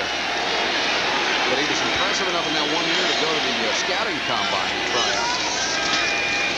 A.B. Brown on the toss. McElroy in front of us. Cuts it back. Brown down to the 31-yard line. First carry of the year for A.B. Brown. Cliff Odom made the tackle. Look at all of the injuries. Altoon, Wesley Walker, and Mickey Schuler. I mean, these are 3 great receivers, and they've been almost useless to this team. Well, we talked about it. Altoon has practiced only 15 times the entire season, including training camp. Wesley Walker has practiced once, and that was on Wednesday, and had to drain his knee after it. Ball spotted at the 31, 2nd and 8.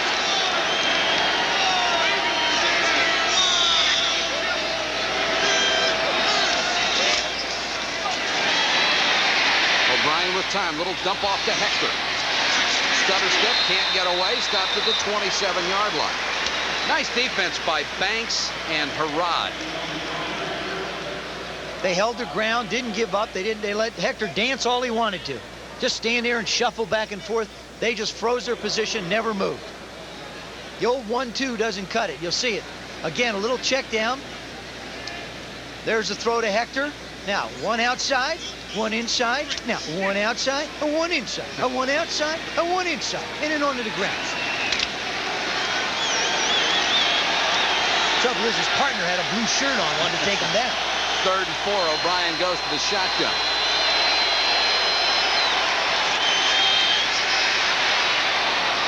Deep for Toon. Overthrown. Pretty decent coverage by Bruce Plummer. And Altoon, the big target, not big enough. Well, it's excellent coverage because Toon's running a corner pattern, or it's a deep corner, and Plummer's on the outside. See, they split, they bring Toon inside tight. Now, Plummer does the right thing. He's on the outside pattern. I mean, if he's running a post, he's dead. But he just happened to be in the right defense fundamentally. Here's a guy who knew what his job was, and he stayed outside, and that prohibited the Jets from completing it. Leahy, who has been an excellent long-range field goal kicker, will try from 45. And that's the way it's gone. Leahy jerks it left, and the Jets remain 17 points down to the Indianapolis Colts. All at their own 27-yard line. Trudeau once more, hit from behind, loose ball. Trudeau got it back. and is pounded as he reached the 30. When it goes bad, it goes bad. Lageman got him from behind. Well, Lageman on the blitz. Colts not backing up at all. He sets in the pocket. Lageman will come in from the left side and just run around the block. Slaps the ball out of his hand. Now Trudeau, presence of mind, finds it. Now here's the way the ball bounces for you. One nice hop right up into his hands, and then boom. I mean, he runs into a wall, a jet wall. Reminiscent of another 56, Chris Dolman of the Vikings, who we'll see in a couple of weeks. Dickerson on the delay. Chase to the sideline. Look at the speed to turn the corner. McMillan there to meet him as he got the first down. In the first half of play, the Colts very successful when they had the football. They scored 4 out of the 5 times that they had the ball. The first on a field goal after a drive of 50, then 75. Look at the length of these drives. 63 they missed on that occasion, however. An 80-yard drive for a touchdown. I mean, that's very impressive. And then 21 yards for a field goal. And that came at the end of the half, after they had the opportunity to shut them down on defense. They'll measure for the first. And they got it. Ponies having fun in Indianapolis. Yeah, Pony feels pretty good about the way things are going. So does this guy. And he should. I mean, anytime you get the ball knocked out of your hand and you wind up with a 2-yard gain chasing it around the field, you know things are going your way. Trudeau has never had a season in the National Football League through 4 years where he has thrown more touchdown passes than interceptions. Right now, he has 7 touchdowns and 6 interceptions. And he has to carry them if they're going to make the play out. Trudeau under pressure. Knocked away. Great play at the last minute by Eric McMillan. Brilliant athletic move. Otherwise, Rison has it in stride for a touchdown, and there is a flag down on the play to boot. And McMillan simply tells all the defensive backs, I will cover for you. Go ahead and be aggressive. Face mask, number 55 defense, 5-yard penalty, still first down. Alex Gordon called for the face mask penalty. He was the one who was putting pressure on Jack Trudeau. And he has not had a good year. Matter of fact, none of the guys that I think the Jets have counted on up front have had very good years. Alex Gordon is one of the veterans. Marty Lyons not having a great year. Mercereau, his has been so-so. Just haven't had it up front. 1st and 5 after the penalty. Dickerson chased from behind and caught by Paul Fraze. That's the second time he's been able to trail a blocker and use his speed to make the tackle. As soon as Hinton or Call take off, either one of the tackles on that counter move, he just humps right in their hip pocket, and he's gone. He just stays right with them.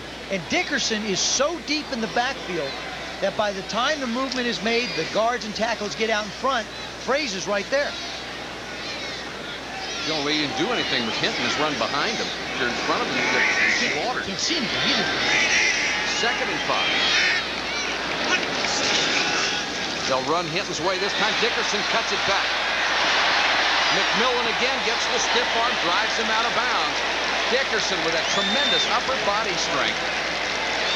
But boy, can McMillan close. McMillan is a bona fide all-pro. He's going to be an all-pro as long as he wants to be in the league. Watch this change of direction, though. Dickerson, remember, we talked about the backside, so very important. There you see him take off past Benson.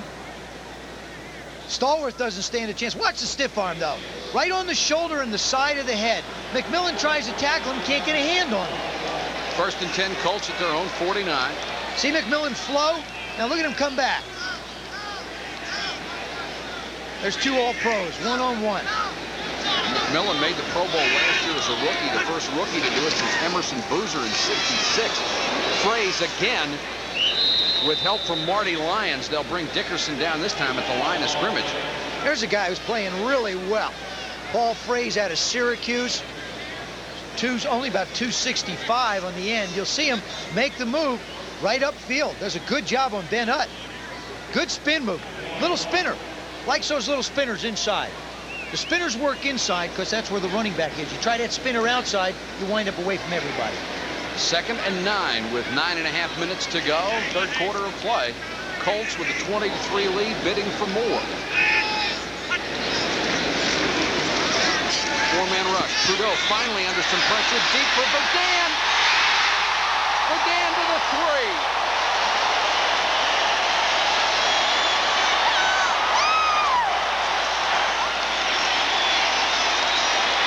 Trudeau has been sensational. That one was for 48 yards. What he's doing is so well is he's hanging the ball up in the air and letting the speed of Rison and Verdun just go get it. Well, see how the height of that ball is? That's not a real tight spot, but it's up in the air. It's up high enough, and they're just perfectly thrown passes. He's hit both the long ones in stride. There it is. Look at how it comes. See how it falls out of the sky? That's the way you got to throw the ball down the field. Bobby Humphrey only a step away, but that was enough. Trudeau fumbled the handoff, but the play will be blown dead. Once again, they were going to go to Bentley, the short man. Linebackers have gotten so good at jumping over the line at the same time the tailback does on those dive plays, and I think it's a great idea to give it to the short man. The linebackers don't have time to react to it. Absolutely right. Here's the call. Illegal snap prior to the snap. Number 53 offense. Still first down. Must mean Ray Donaldson moved the ball. He did it the first play of the game, and here he goes again. Watch, a little hesitation. Ah, wait, hold. Timeout. No, sorry, Ray. Once it moves, you got to bring it up all the way. Jack's going, whoa, where is it? There's Clarence Verdun, who just caught the nearly 50-yard bomb. ESPN, you know why? Because he almost talks as much as Chris Berman. But he does talk as fast.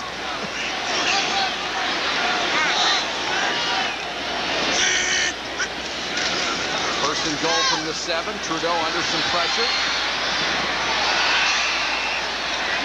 Caught at the goal line by Rison. There's the flag from Humphrey. Oh, Humphrey got his 2 cents worth in. Well, he bumped in. It's one thing to do it verbally. It's another thing to bump into the referees. They're just not going to tolerate it. Now, oddly enough, in this case, you can't move it much closer to the goal line, so it's not going to matter. A 2-inch penalty. Yeah, about it. Could be the shortest one in history. Question is, if they review it upstairs, if it's not a catch, the penalty will stand anyhow. You just can't lose your cool. No, I mean, you know, you can disagree, but still. Personal foul, unnecessary roughness. Number 48 defense. Number 48 has been disqualified from the game. Oh, that's baloney. That's garbage. I mean, unless he said something really bad. But he barely touched him. There's a fake inside, a fake outside. Now Trudeau turns upfield, does a good job. Here comes the replay. Yep, it's a good catch. It's a good catch. It's a good catch. Rison was inbound, but unless he, see, watch this right here. Look at that. Now they just, you know, he touches him and they disqualify him from the game. That's wrong. I'm sorry. That is absolutely wrong. I mean, they had a brawl out there on the field in the first quarter, and they don't even throw a penalty. No penalties. Now he bumps into him. That's a bad call. You can't touch an official. Yeah, but still, I mean, the guy bumps into him. He's heated, right? It's not like he pushed him with his hands. He just bumped him. I don't agree with it. I think it was wrong what he did, but it does not warrant being thrown out of a football game. I'm sorry. Apparently they are still reviewing the play, and Humphrey is taking his sweet time coming off the field. The catch at the 1-inch line, and I honestly couldn't tell from the replay whether Rison got both feet down or not, but Humphrey going to the locker room accompanied by a chorus of boos from the 60,000 partial crowd. Well, if it's not conclusive, they can't reverse it, so play stands as called. There goes Humphrey on his way to the showers, and you know, it's just frustration. But you can't let it your emotions run wild. I still don't agree with the objection. I mean, nothing. You lose your cool, you hurt your team. First and goal from an inch away. Dickerson and Ivy Joe Hunter in the backfield. Dickerson. Touchdown.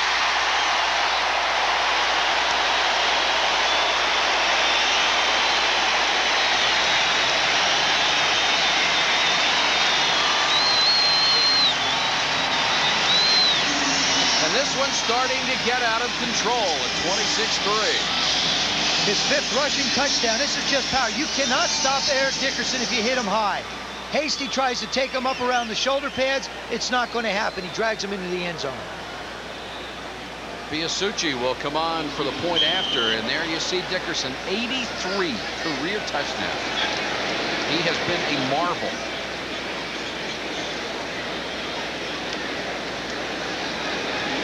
Start to hold. Biasucci converts. And we've got a fight.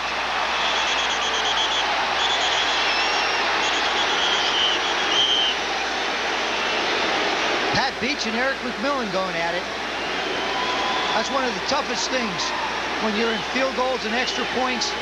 You know, one team's frustrated, the other team's just standing there. Maybe a guy reaches out and gives you a hand someplace, and you don't like it, so you get upset.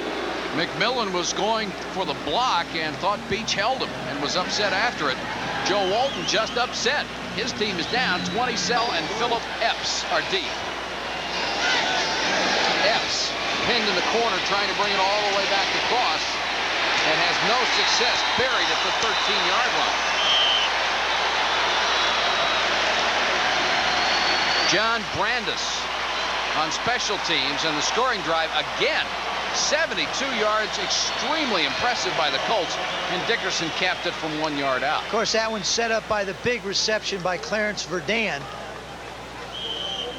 There's Eric's numbers, 84 yards. He just sneaks up. See, the thing is here's a case of them getting Eric Dickerson the football. He can control the pace of a football game all by himself.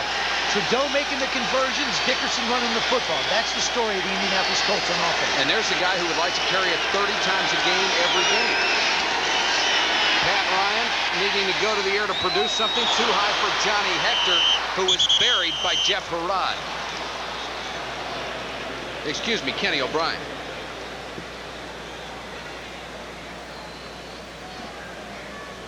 Another Jets quarterback, Tony Eason, who had to think about it for a week. Yeah, he said he didn't want to go because his friend, he would be competing against his friend.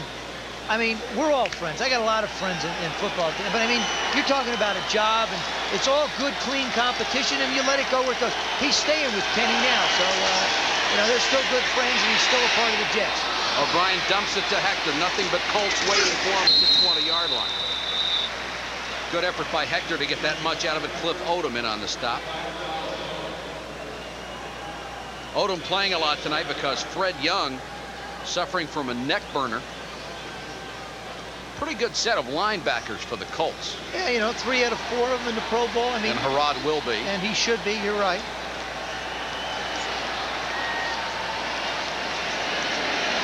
The Jets have had terrible field position all year long.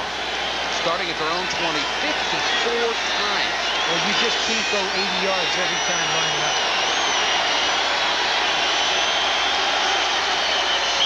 Pickett comes on the blitz. They'll blow the play dead.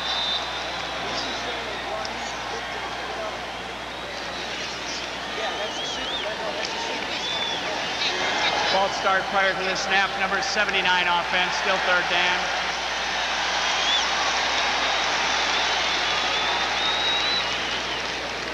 Watch Kenny O'Brien's right leg. Now that is, see, well, we didn't see it. But what he does, let me tell you what he does anyway, even though we didn't see it. He lifts his leg up. Now, in dome stadiums, it's hard to communicate with your center. So the center looks through his legs. O'Brien lifts his leg up. The center waits 1 count, then snaps the ball. 3rd and 8. O'Brien to Toon, and Toon ducks under a tackle. And he's short of the Banks, 1st down. About a yard shy, it appears. What's the sense in running hook patterns if you're coming up a yard short? You got to find where you are on a football field. Gosh. Now they will bring in the chains from the sideline to measure, but where they spot it, it looks like he's at least a yard shy. He ain't even close. I mean, they're bringing the chains in because somebody has to, I guess, you can go take a little break now. Go grab something from the refrigerator. Because that's just a refrigerator break. That's what this measurement is. Harvey Armstrong, the nose man, comes up limping on the play. Look at how far he is away. He's a good 3 inches. What do? Do you go for it, Mike? No, I don't think so. You kick him. I guess not. I mean, the success that the Jets have had on third down. Which is no success at all. Yeah, really. Pro cop to punt for Dan is deep.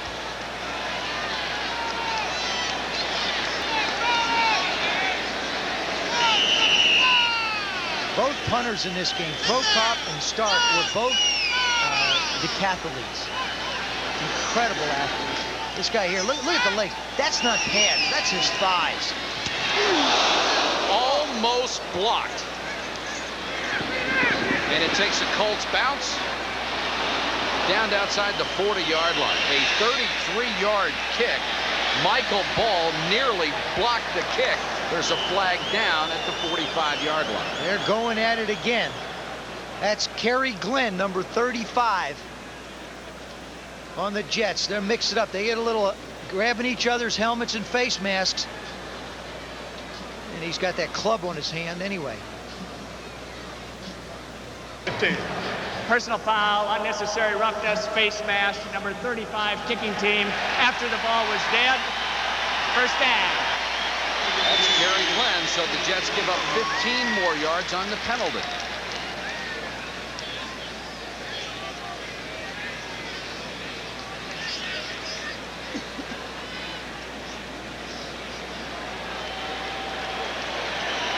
And we have a timeout with 5:51 to go, third quarter. It's all Colts, 27-3. Oh, no, still wood. Still a little bit of wood. 27-3. Colts with the ball at the Jets 40 after the 15-yard face mask penalty.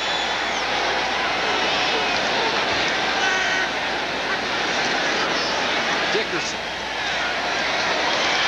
trying to get to 100 yards for the first time as a Colt against the New York Jets. More pushing and shoving after the play. Another flag is down. Kerry Glenn again.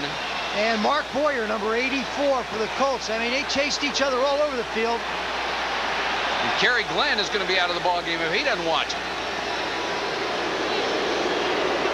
That's what they're doing. A fighting souvenir. Perfect for this one. Personal foul, unnecessary roughness, number 84 offense. It's a continuous action foul, 15 yards from the dead ball spot, still first down. You know what Jerry Seaman ought to do right now, Mike? Is he ought to get the offensive captain together and the defensive captain together and say, listen, guys, enough of this stuff. Let's play football. There they are. There's Boyer's. It's all, you know, you shove. Kerry's only got one hand, so he can't push back very hard. Now he tries a little inside action. Called a continuous action foul, which means the play counts. So we go back to the 50-yard line. Call them together, let them settle down, and just, you know, tell them to play. Still first down, but now they got a mile and a half to go.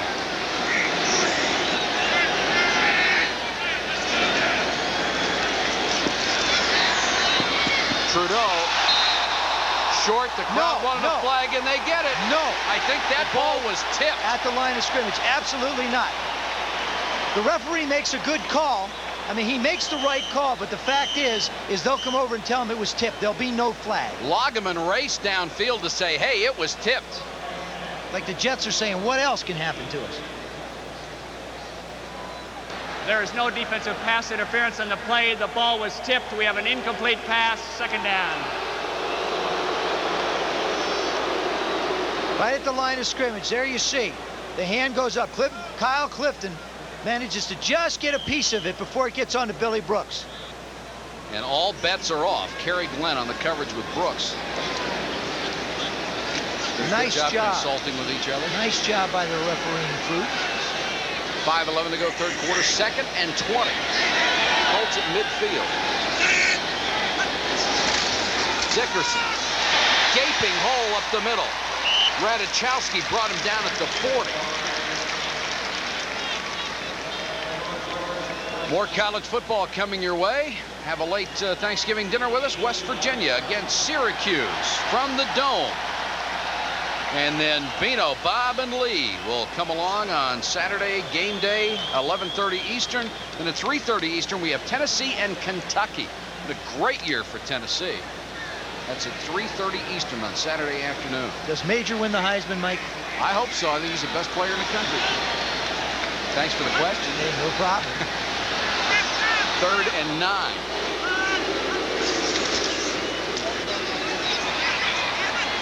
Trudeau completes to Brooks, and then he couldn't hold it. Nice play by Glenn. Shook it loose. Boy, Kerry Glenn's just been involved in hitting everybody in the last 4 or 5 plays.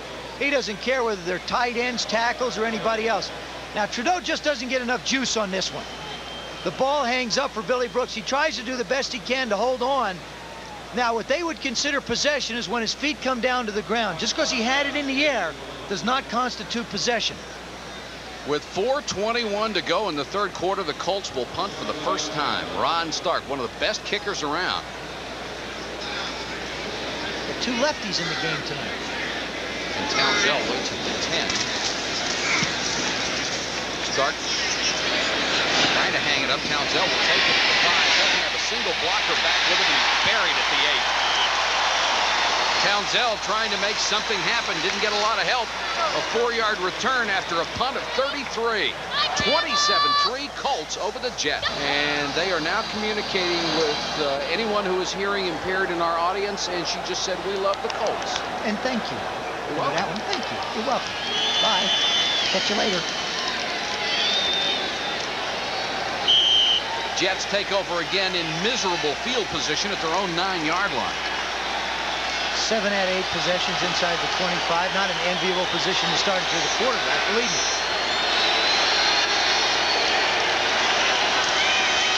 O'Brien, play action, goes out to Toon. He dives forward to the 15-yard line and out of bounds. 13-22.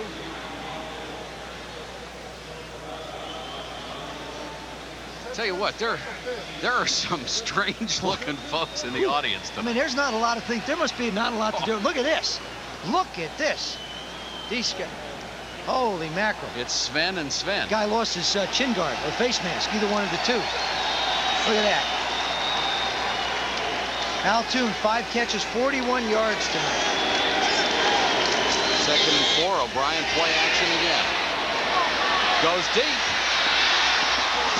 Townsell bumped just before the ball got there, right with him. John Baker. O'Brien over the middle, and they've got a first down. Al Toon at the 20-yard line. Harrod really upset, but he couldn't stop it, and Banks comes up holding his shoulder. Here's the scoring summary for the ball game. Biasucci started it off from 45 yards to give the Colts a 3-0 lead. Then Albert Bentley went in from a yard out. That made it 10-0. Leahy came back for the Jets with a 46-yard field goal. That's as close as they would get it, 10-3. Trudeau on a nice play-action play on 1st and goal from the 1. Hit Beach for the touchdown. Biasucci came through with another field goal. And then Eric Dickerson capped off the scoring with a 1-yard run to make it 27-3. Banks is out of the ballgame. Quintus McDonald in at linebacker for Indianapolis. O'Brien forced to scramble. Has time, throws complete to Wesley Walker at the Colt 49. Nice job by Kenny O'Brien buying some time.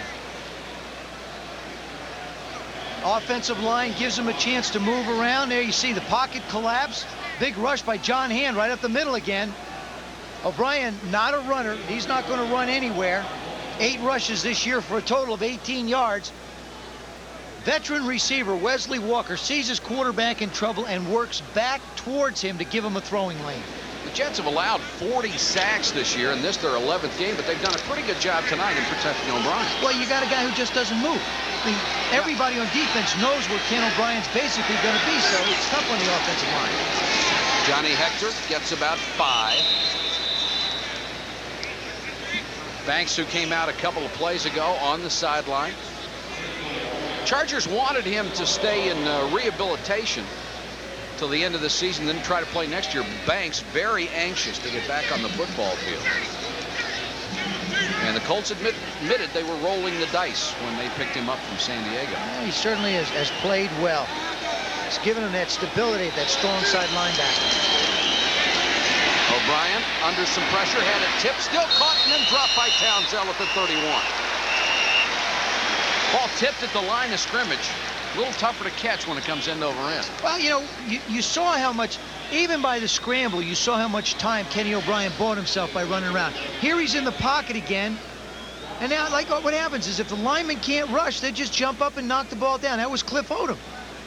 I mean, that's all they're going to do is they're going to, you know, they see the quarterback look one direction. They know he's not a scrambler, so they take a position about 5 or 6 yards away, and these guys all jump up in the sky. Although he's only 6'2", he gets up in the air pretty good. Jets facing a 3rd and 6. They've converted 4 out of 9 third downs tonight. All-out blitz. O'Brien with time over the middle. Complete. Newbert, the tight end, dragging a tackler with him down to the 31-yard line. Ball had him, but was getting a free ride for about 4 yards. Newbert at 248, 6'6". Kenny O'Brien comes up a little gingerly after that last one.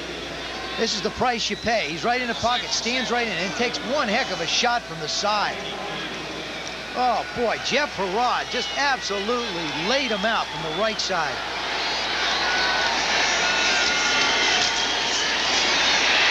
They want a screen, and A.B. Brown dropped it. And really not a bad idea that he dropped it. He was in front of the 3 blockers in the screen, one of whom was on the ground. Well, it almost makes you wonder if it was actually a screen. I mean, are they not doing that big a job up front? There's supposed to be a 1-1,000, 2-1,000 count, but here it looks like a jailbreak. There comes Armstrong in. I want to tell you something. You can't make me for 1 second believe Ken O'Brien is not one tough cookie. 2nd and 10 for the Jets. Play action fake to Hector. O'Brien deep over the middle. Nobody there except for Mike Pryor, who intercepts. He may be tough, but he didn't make a good decision on that one. No, he didn't.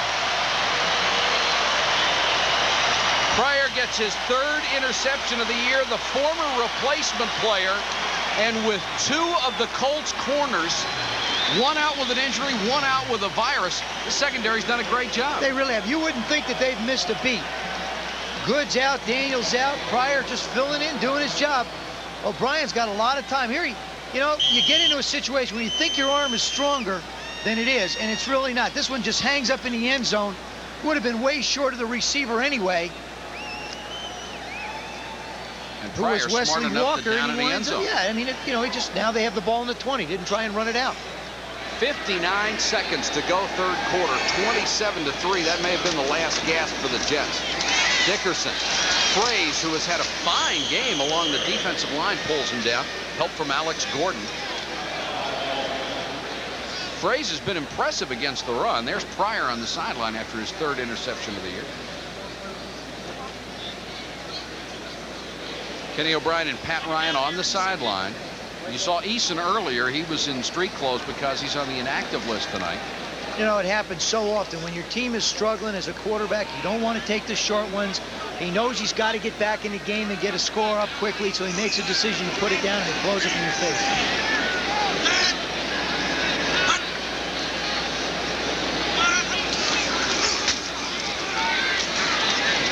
Trudeau throws complete to his tight end Beach.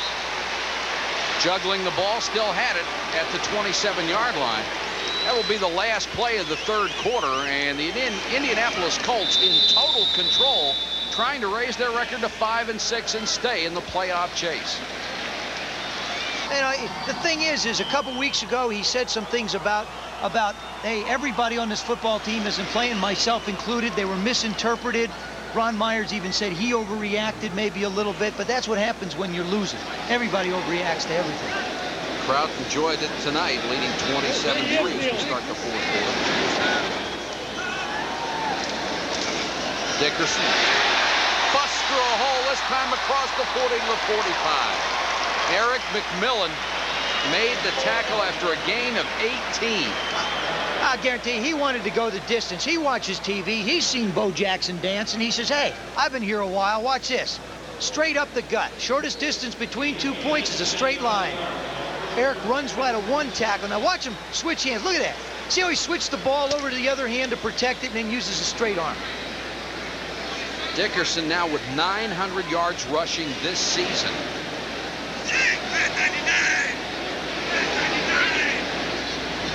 First time as a Colt that he's rushed over 100 yards against the Jets. He has 119 and counting. Nothing that time. Marty Lyons out there to meet him. Kyle Clifton put on the brakes and said, whoop, time to reload.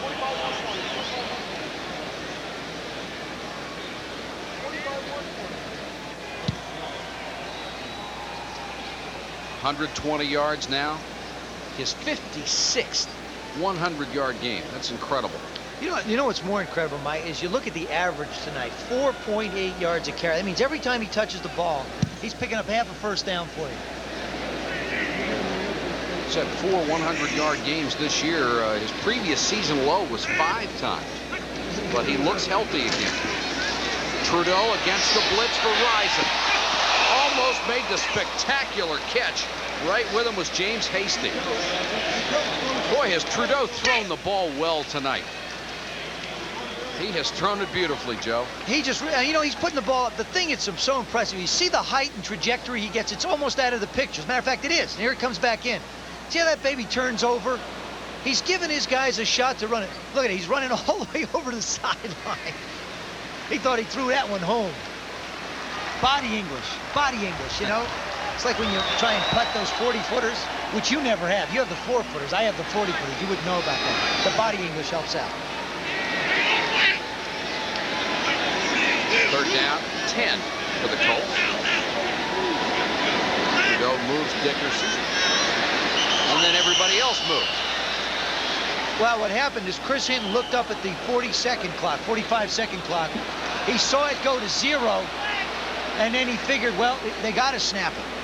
Now they just threw another flag after the play. This will be interesting.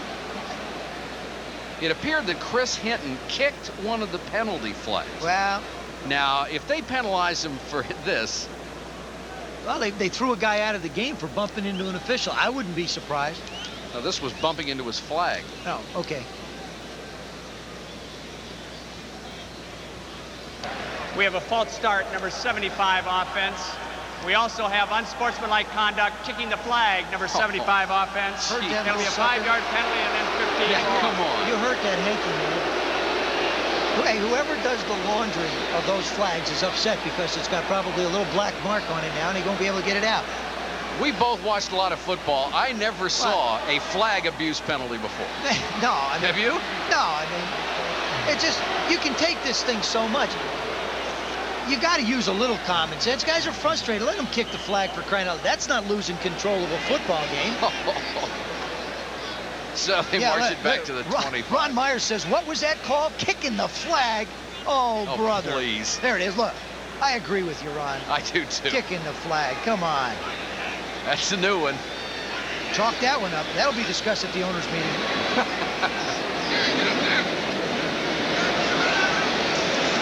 Third and 30, they'll go to Dickerson on the draw. If I had 3rd and 30, I'd give it to Dickerson, too. Why not? Colts will have to punt it away. Dickerson, 26 carries, 131 yards. He said he wanted the football more, and he's got it. And really, the Colts are not a complicated formula. You got a guy who's a blue chip back like that. You got to give him a chance to make plays for you. That's why they brought him here. Jets show 10 men on the line of scrimmage as Townsell waits at his 15.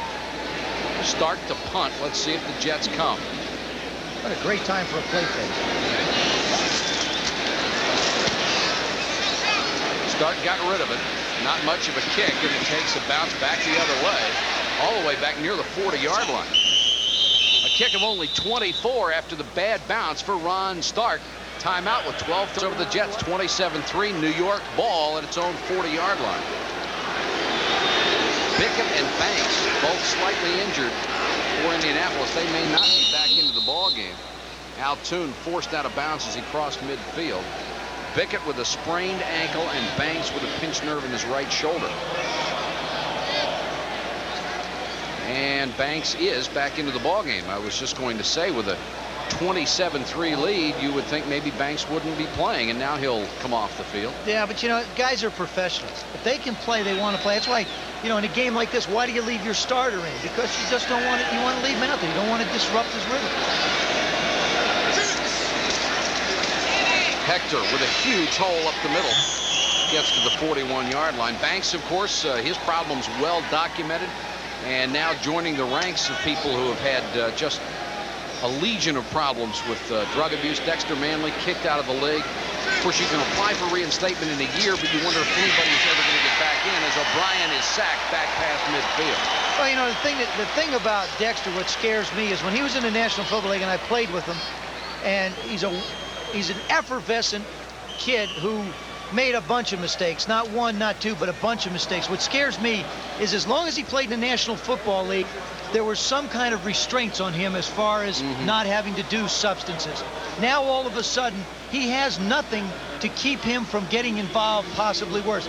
I'm worried as a human being for Dexter Manley. I don't care if he never plays football again, and that's the stupidest question to ask somebody.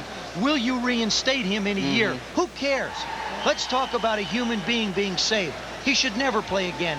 Hopefully he'll be okay as a human being. That's what's most important. John Hand being helped to his feet. We have a timeout with 12:13 to go.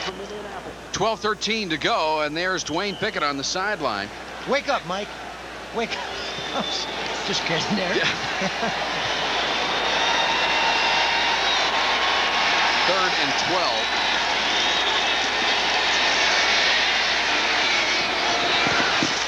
Walker had 2 shots at it, couldn't come up with it.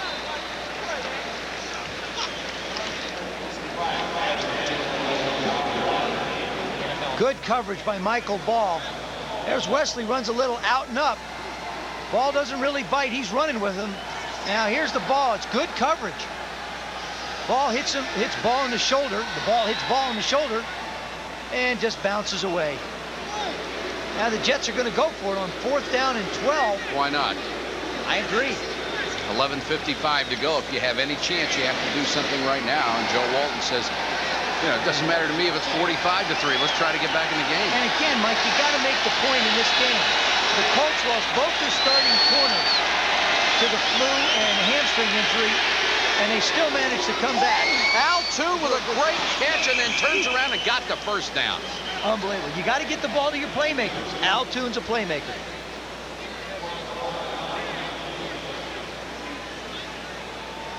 This is all Al Toon. This ball is way high. You see the good coverage. John Baylor working on it now. He makes his move. Ball way inside. Goes up and gets it. Not only that, has presence of mind to know where the first down is. Protecting those sore ankles. Sam Clancy, the former Pitt basketball player, wraps up O'Brien. Toon, 8 catches, 72 yards tonight. So the Jets maintain possession. Short pass to A.B. Brown. He has it at the 30-yard line.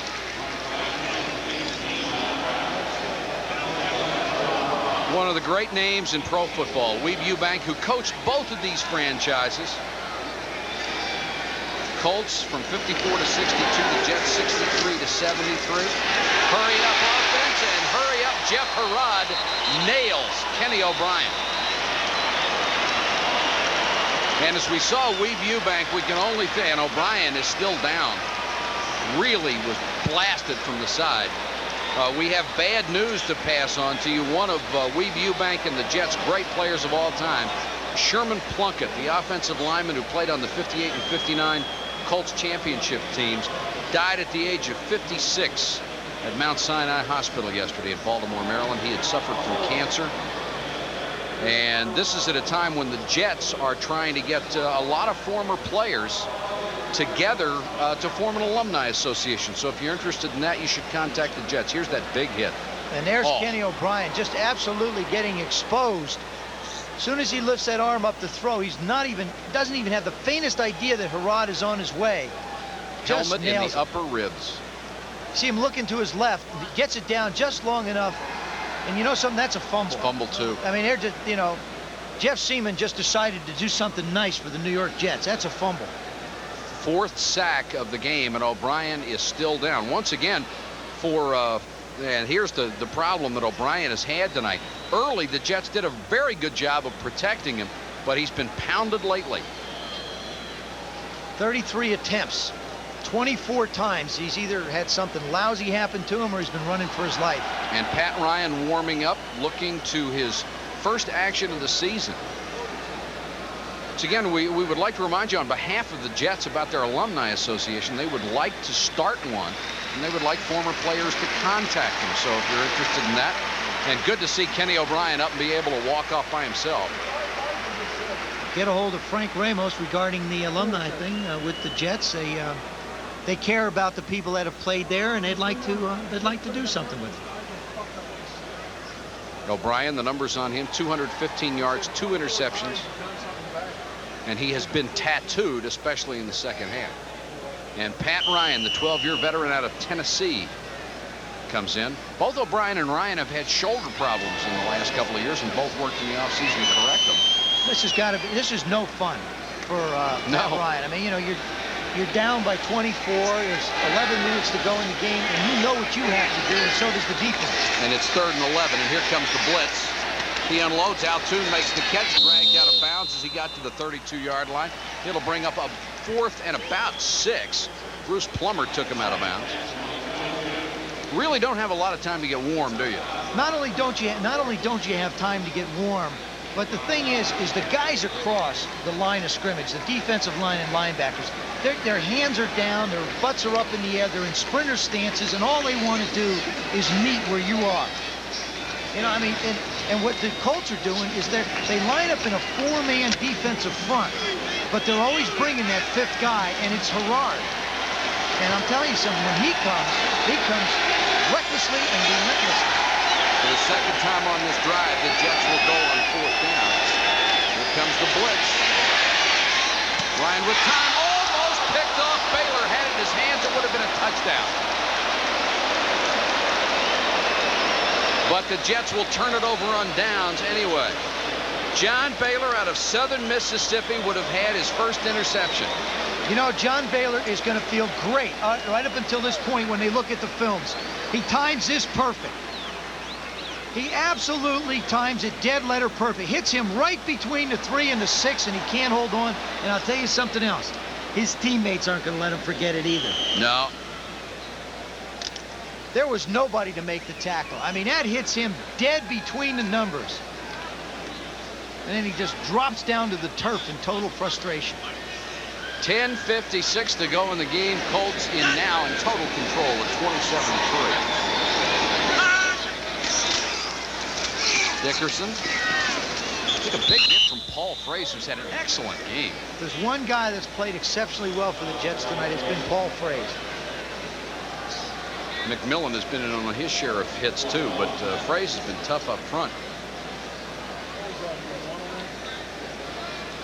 Fraser's been in on 9 tackles tonight. This is where the 45-second clock becomes a great amount of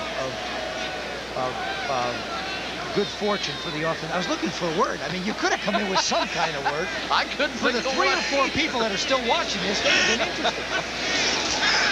Turns out to throw.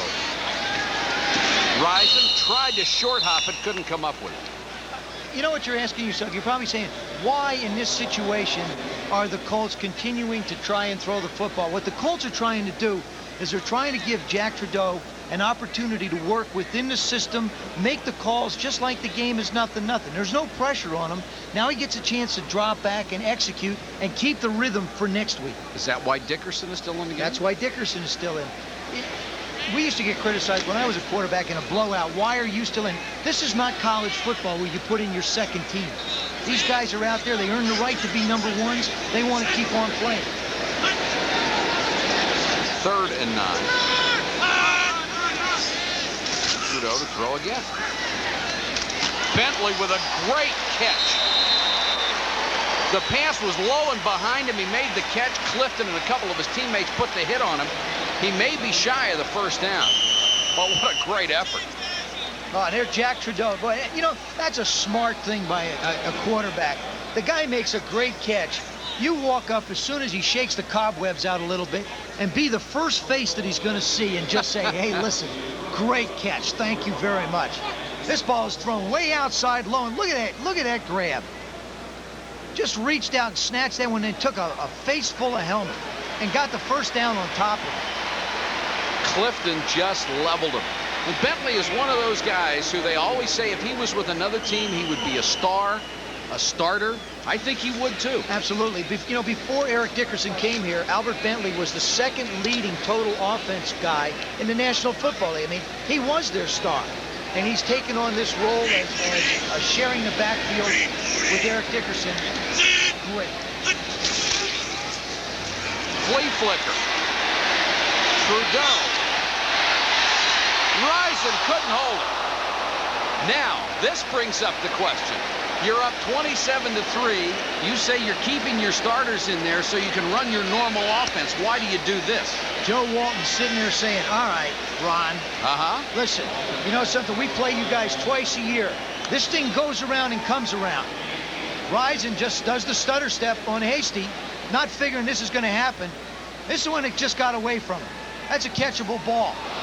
Very catchable ball. I mean, Jack Trudeau, again, puts the ball exactly where it belongs. Rison lets it get away, but still, this is the old throwback special. Got to figure Eric Dickerson's going to run with it. Trudeau hangs this one out.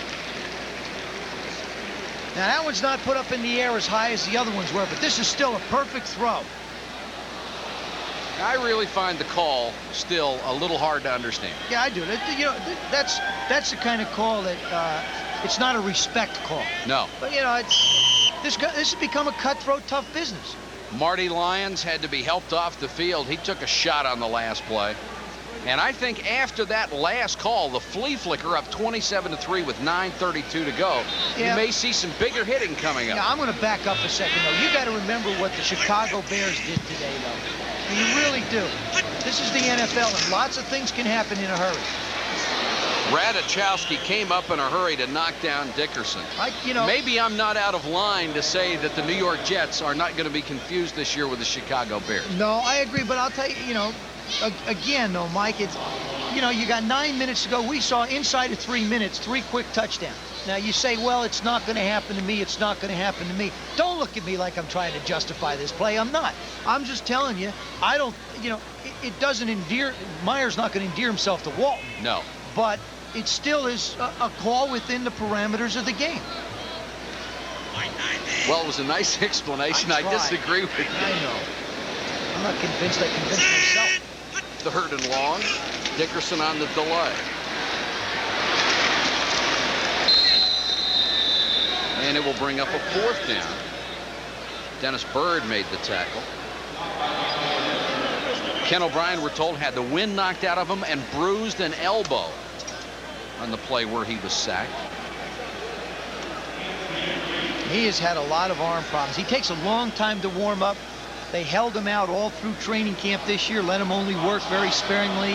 Then in the first week, he winds up breaking his toe and has to wear a metal plate on it. He has struggled, as have the Jets, through the entire 11 games of this season. 10-man front for the Jets. Start to punt. They can't get enough pressure on him. And a good kick this time to Townsell.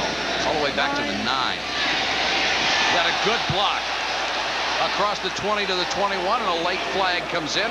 A 12-yard return after a punt of 47 by Ron Stark.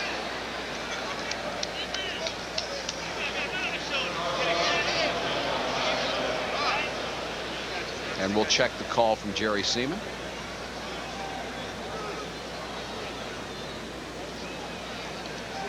There you see the illegal use of hands. What else is new? The mandatory call on punts. That's right. It's a kick, isn't it? Illegal block during the return. Number 25, receiving team. 1st down. And they'll take it all the way back to the 10-yard line. So the Jets will have to start 90 yards away from the goal. Chip goes. I think he's definitely a candidate for the Heisman Trophy. I wouldn't be surprised if either one of them won it, to be honest with you. I think Major's had an outstanding individual year. Yes. I think Tony's done a great job leading the Irish. I think Rocket Ishmael probably could get as many votes. I mean, he's done that well. Will they win? Yeah, they'll win the national championship because Lou Holtz has got himself one great organization and one great football team. Considering their schedule, whether they go undefeated or not, I think they're the best team in the league. Jeff from the 10. Hector.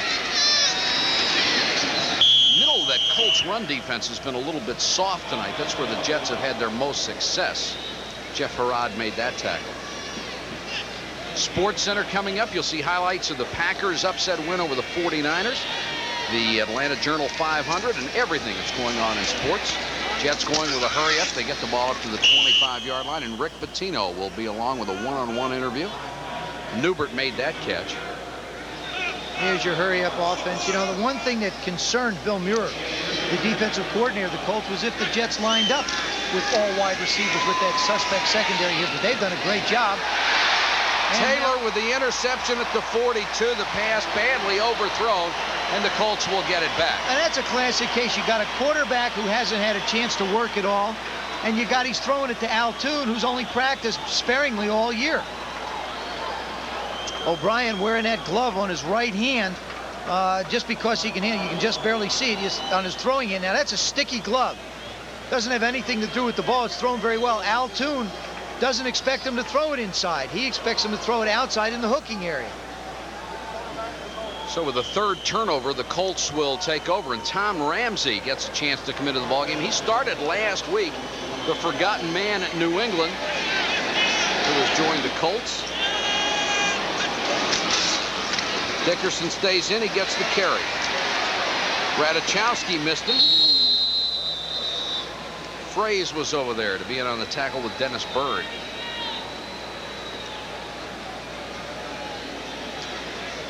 You know, when you look at you say to yourself, why is Eric Dickerson in the game? They only have 3 backs: Albert Bentley, Eric Dickerson, and Ivy Joe Hunter. I mean, they're the only ones that they have, the Colts, and there's numbers. That's an outstanding job. Jack Trudeau can look at himself in the mirror tomorrow morning and say, hey, they challenged me and I met the challenge. Said he had to be a leader and had to make the plays, and he did both tonight.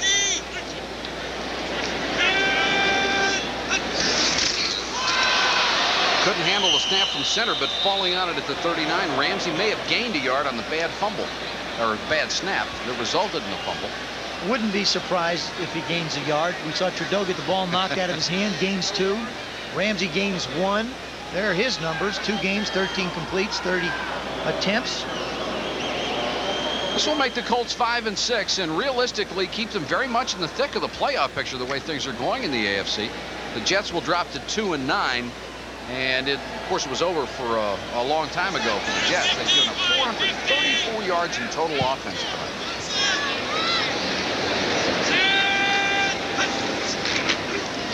Dickerson trying to change direction. Radachowski, the second time he's been able to come up from the secondary and make the tackle in the backfield on Eric Dickerson. Dickerson with 131 yards tonight, 56 times in his career, trailing only Jim Brown and Walter Payton. Well, Jim Brown, of course, had 8 rushing titles in the NFL. Dickerson, great as he is, has 4. Nobody is ever going to catch Jim Brown. No, Jim Brown will stand alone in that category. Stark on to punt on 4th and 13. Jets once again show a 10-man front. Can't get there, and Stark almost hit the roof with it. What a punt. And they'll down it at the 6-yard line.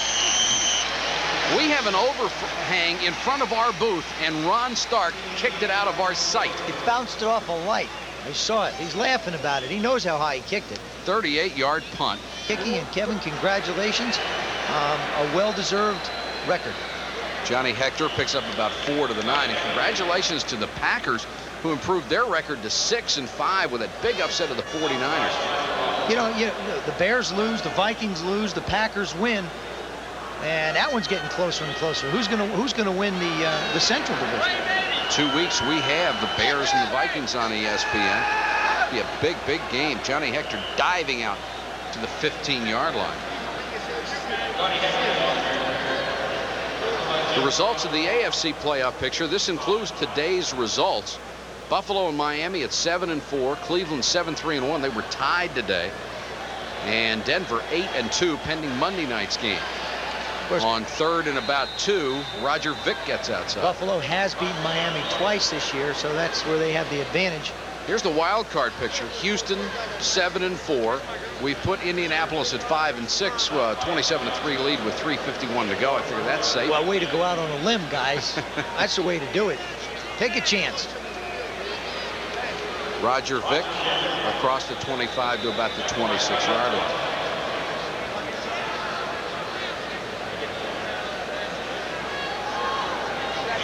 First time in his career as a Colt, and only the third time in his career that Eric Dickerson has gone over 100 yards against the New York Jets. Yeah, they have done a good job. They always have done a good job against them. And tonight they dug their own holes. They tried to match him drive for drive, and when the interception was made early in the first quarter of the game, it sort of just took the air out of the Jets' balloon. 2nd and 2 for New York. Clock ticking down, 3:04 to go. You saw Joe Walton there. The criticism and the rumors will start all over again starting tomorrow. Vick makes the catch and is leveled by Kurt Larson, the rookie Michigan State linebacker.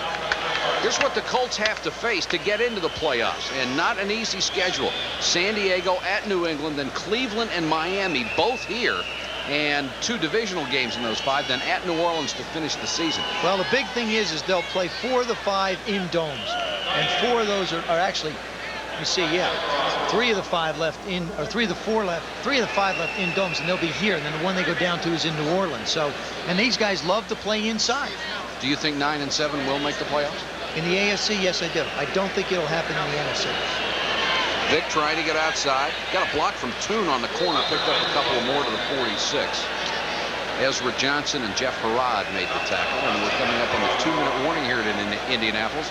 The Hoosier Dome, half to 60% empty right now as people leave early to get a break on the traffic. 2 minutes to go, a 24.3 lead and 2 minutes left. SportsCenter immediately follows our ball game here from Indianapolis. We'll bring you up to date on everything that's happened in the NFL this year. And there's the man who would have been the starting quarterback all year, Chris Chandler, injured reserve after week number 3. The 4th time in 4 years that the Colts selected starting quarterback has been injured. He's ahead of his rehab schedule according to the doctors. Toon with a catch, pays for it at the 49-yard line. Baylor came up and nailed him. Here's what's going on in the NFC. The Giants with a comfortable lead in the East. Minnesota now struggling a little bit, 7-4 in the Central. 49ers after losing today, 9-2, and we'll show you the wild cards in a minute. That is really getting to be a race. Hector on the delay, cuts it back. Johnny Hector running hard down to the 32-yard line. Here's the wild card in the NFC. Philadelphia and the Rams both 7-4. The Bears now 6-5 after today's loss. New Orleans 6-5. Green Bay and Washington to play tomorrow night. And New Orleans and the Rams will have that game for you on ESPN next Sunday night. The Redskins play tomorrow night trying to get to 6-5. Vick on the little swing pass. Larson brings him down at the 30-yard line. This telecast presented by authority of the National Football League and is intended for the private use of our audience. Any rebroadcast or other use without the express written consent of the National Football League is prohibited. The Jets have called a timeout with 56 seconds to go. That is to allow more people to get to their cars. That's all that is. There's Joe Walton talking over with Pat Ryan, trying to figure out some way to just have this thing be a positive note for him. Jets have 3 of their last 5 games at home. They are 0-5 there this season, but it's tough to call Giant Stadium home for the Jets. It's not. It's the only team in the National Football League that doesn't have a home stadium. There you see his numbers after the first 10 games, 89 being disastrous for Joe Walton. I mean, you know, when you think about it, most of these guys, they practice and live in Long Island. They have to drive over to Giant Stadium to play football games, and then it takes all of them about 2.5, 3 hours to get home after a ball game. I mean, it's really a team without a home. And it's not going to change. Their lease there runs for another 20 years. And the legion that they have of Jet fans are in New York City. The Giant, or the New Jersey fans basically have bought tickets to Giant Stadium because they can't get Giant tickets. Ryan throws to Toon, who makes the grab at the 21. That'll be enough for a first down. The other question that everybody seems to kick around for the New York Jets is, are they going to hire a general manager? If so, when? Everybody seems to agree they need one. Well, they do. I think everybody agrees with it. But, you know, obviously there's only one guy who's going to make that determination. It's not you and me. Townsend to the 10. Clock continues to tick away. Jets just trying to get one on the board, and now they'll spend another timeout. Colts fans don't like it because they want to celebrate. All 5 of them booed. Coming up next week, 2 games on Thanksgiving. Cleveland at Detroit. And Detroit, very dangerous football team.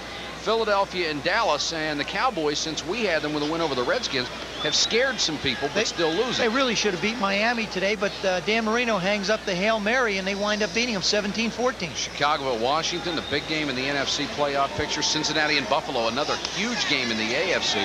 Houston and Kansas City. Kansas City has been tough. And Minnesota and Green Bay at Milwaukee. The pack is back. Here's the rest of the schedule next week. New England and the Raiders. Pittsburgh and Miami, San Diego, Indianapolis, Seattle, Denver, and Denver just seems to do everything right so far this year. Tampa Bay, Phoenix, the Rams at New Orleans. You'll see that game Sunday night on ESPN. And then the Giants against the 49ers on Monday. Got a great card next week. Got a great fight card next week. Bunch of heavyweights. 24 seconds to go in the game. Ryan under pressure. Throws it away, almost complete to Roger Vick, but they'll blow it dead back at the 23-yard line. Kurt Larson got the sack.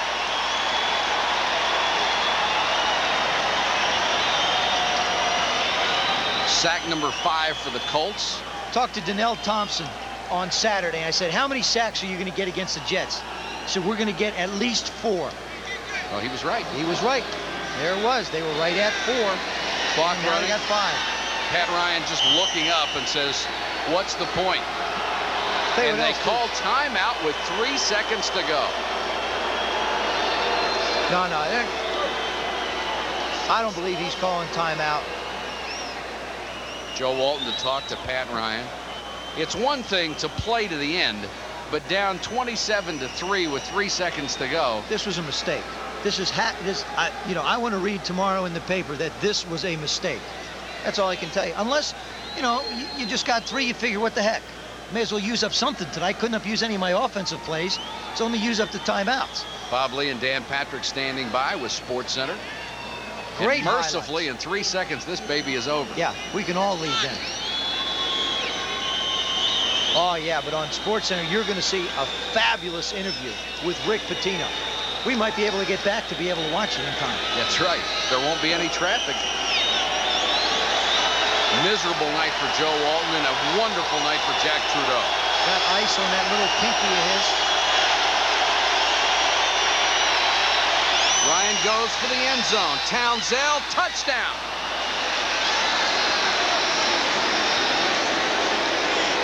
Might as well finish it that way. And Bob Lee and Dan Patrick will have to stand by. We got a flag down on the play, and we'll have to go for an extra point. And John Baylor is down. Baylor gripping a knee. Remember, Baylor is in there because Chris Good was injured. Eugene Daniel, the other starting corner, had a virus. And this would be the 3rd out of 4 corners that they might lose. Ryan hangs this one up.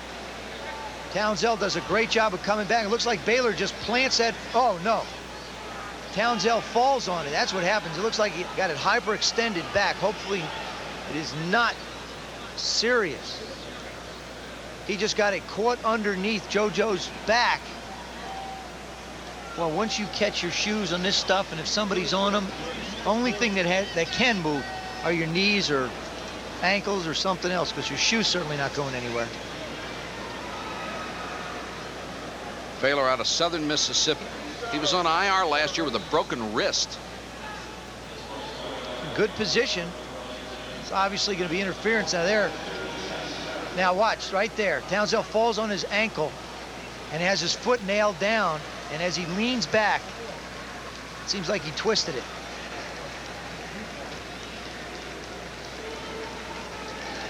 And Baylor going off the field very gingerly.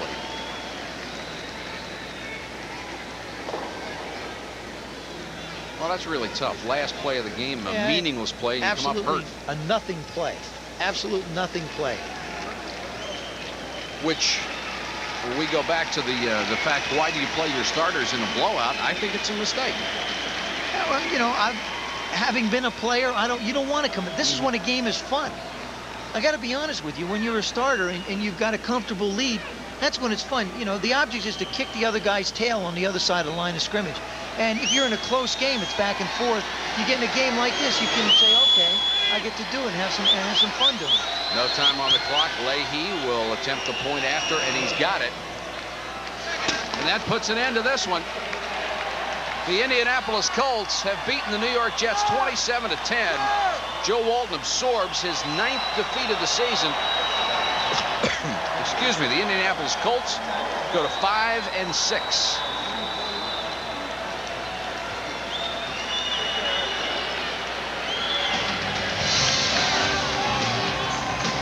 Once again, our final score.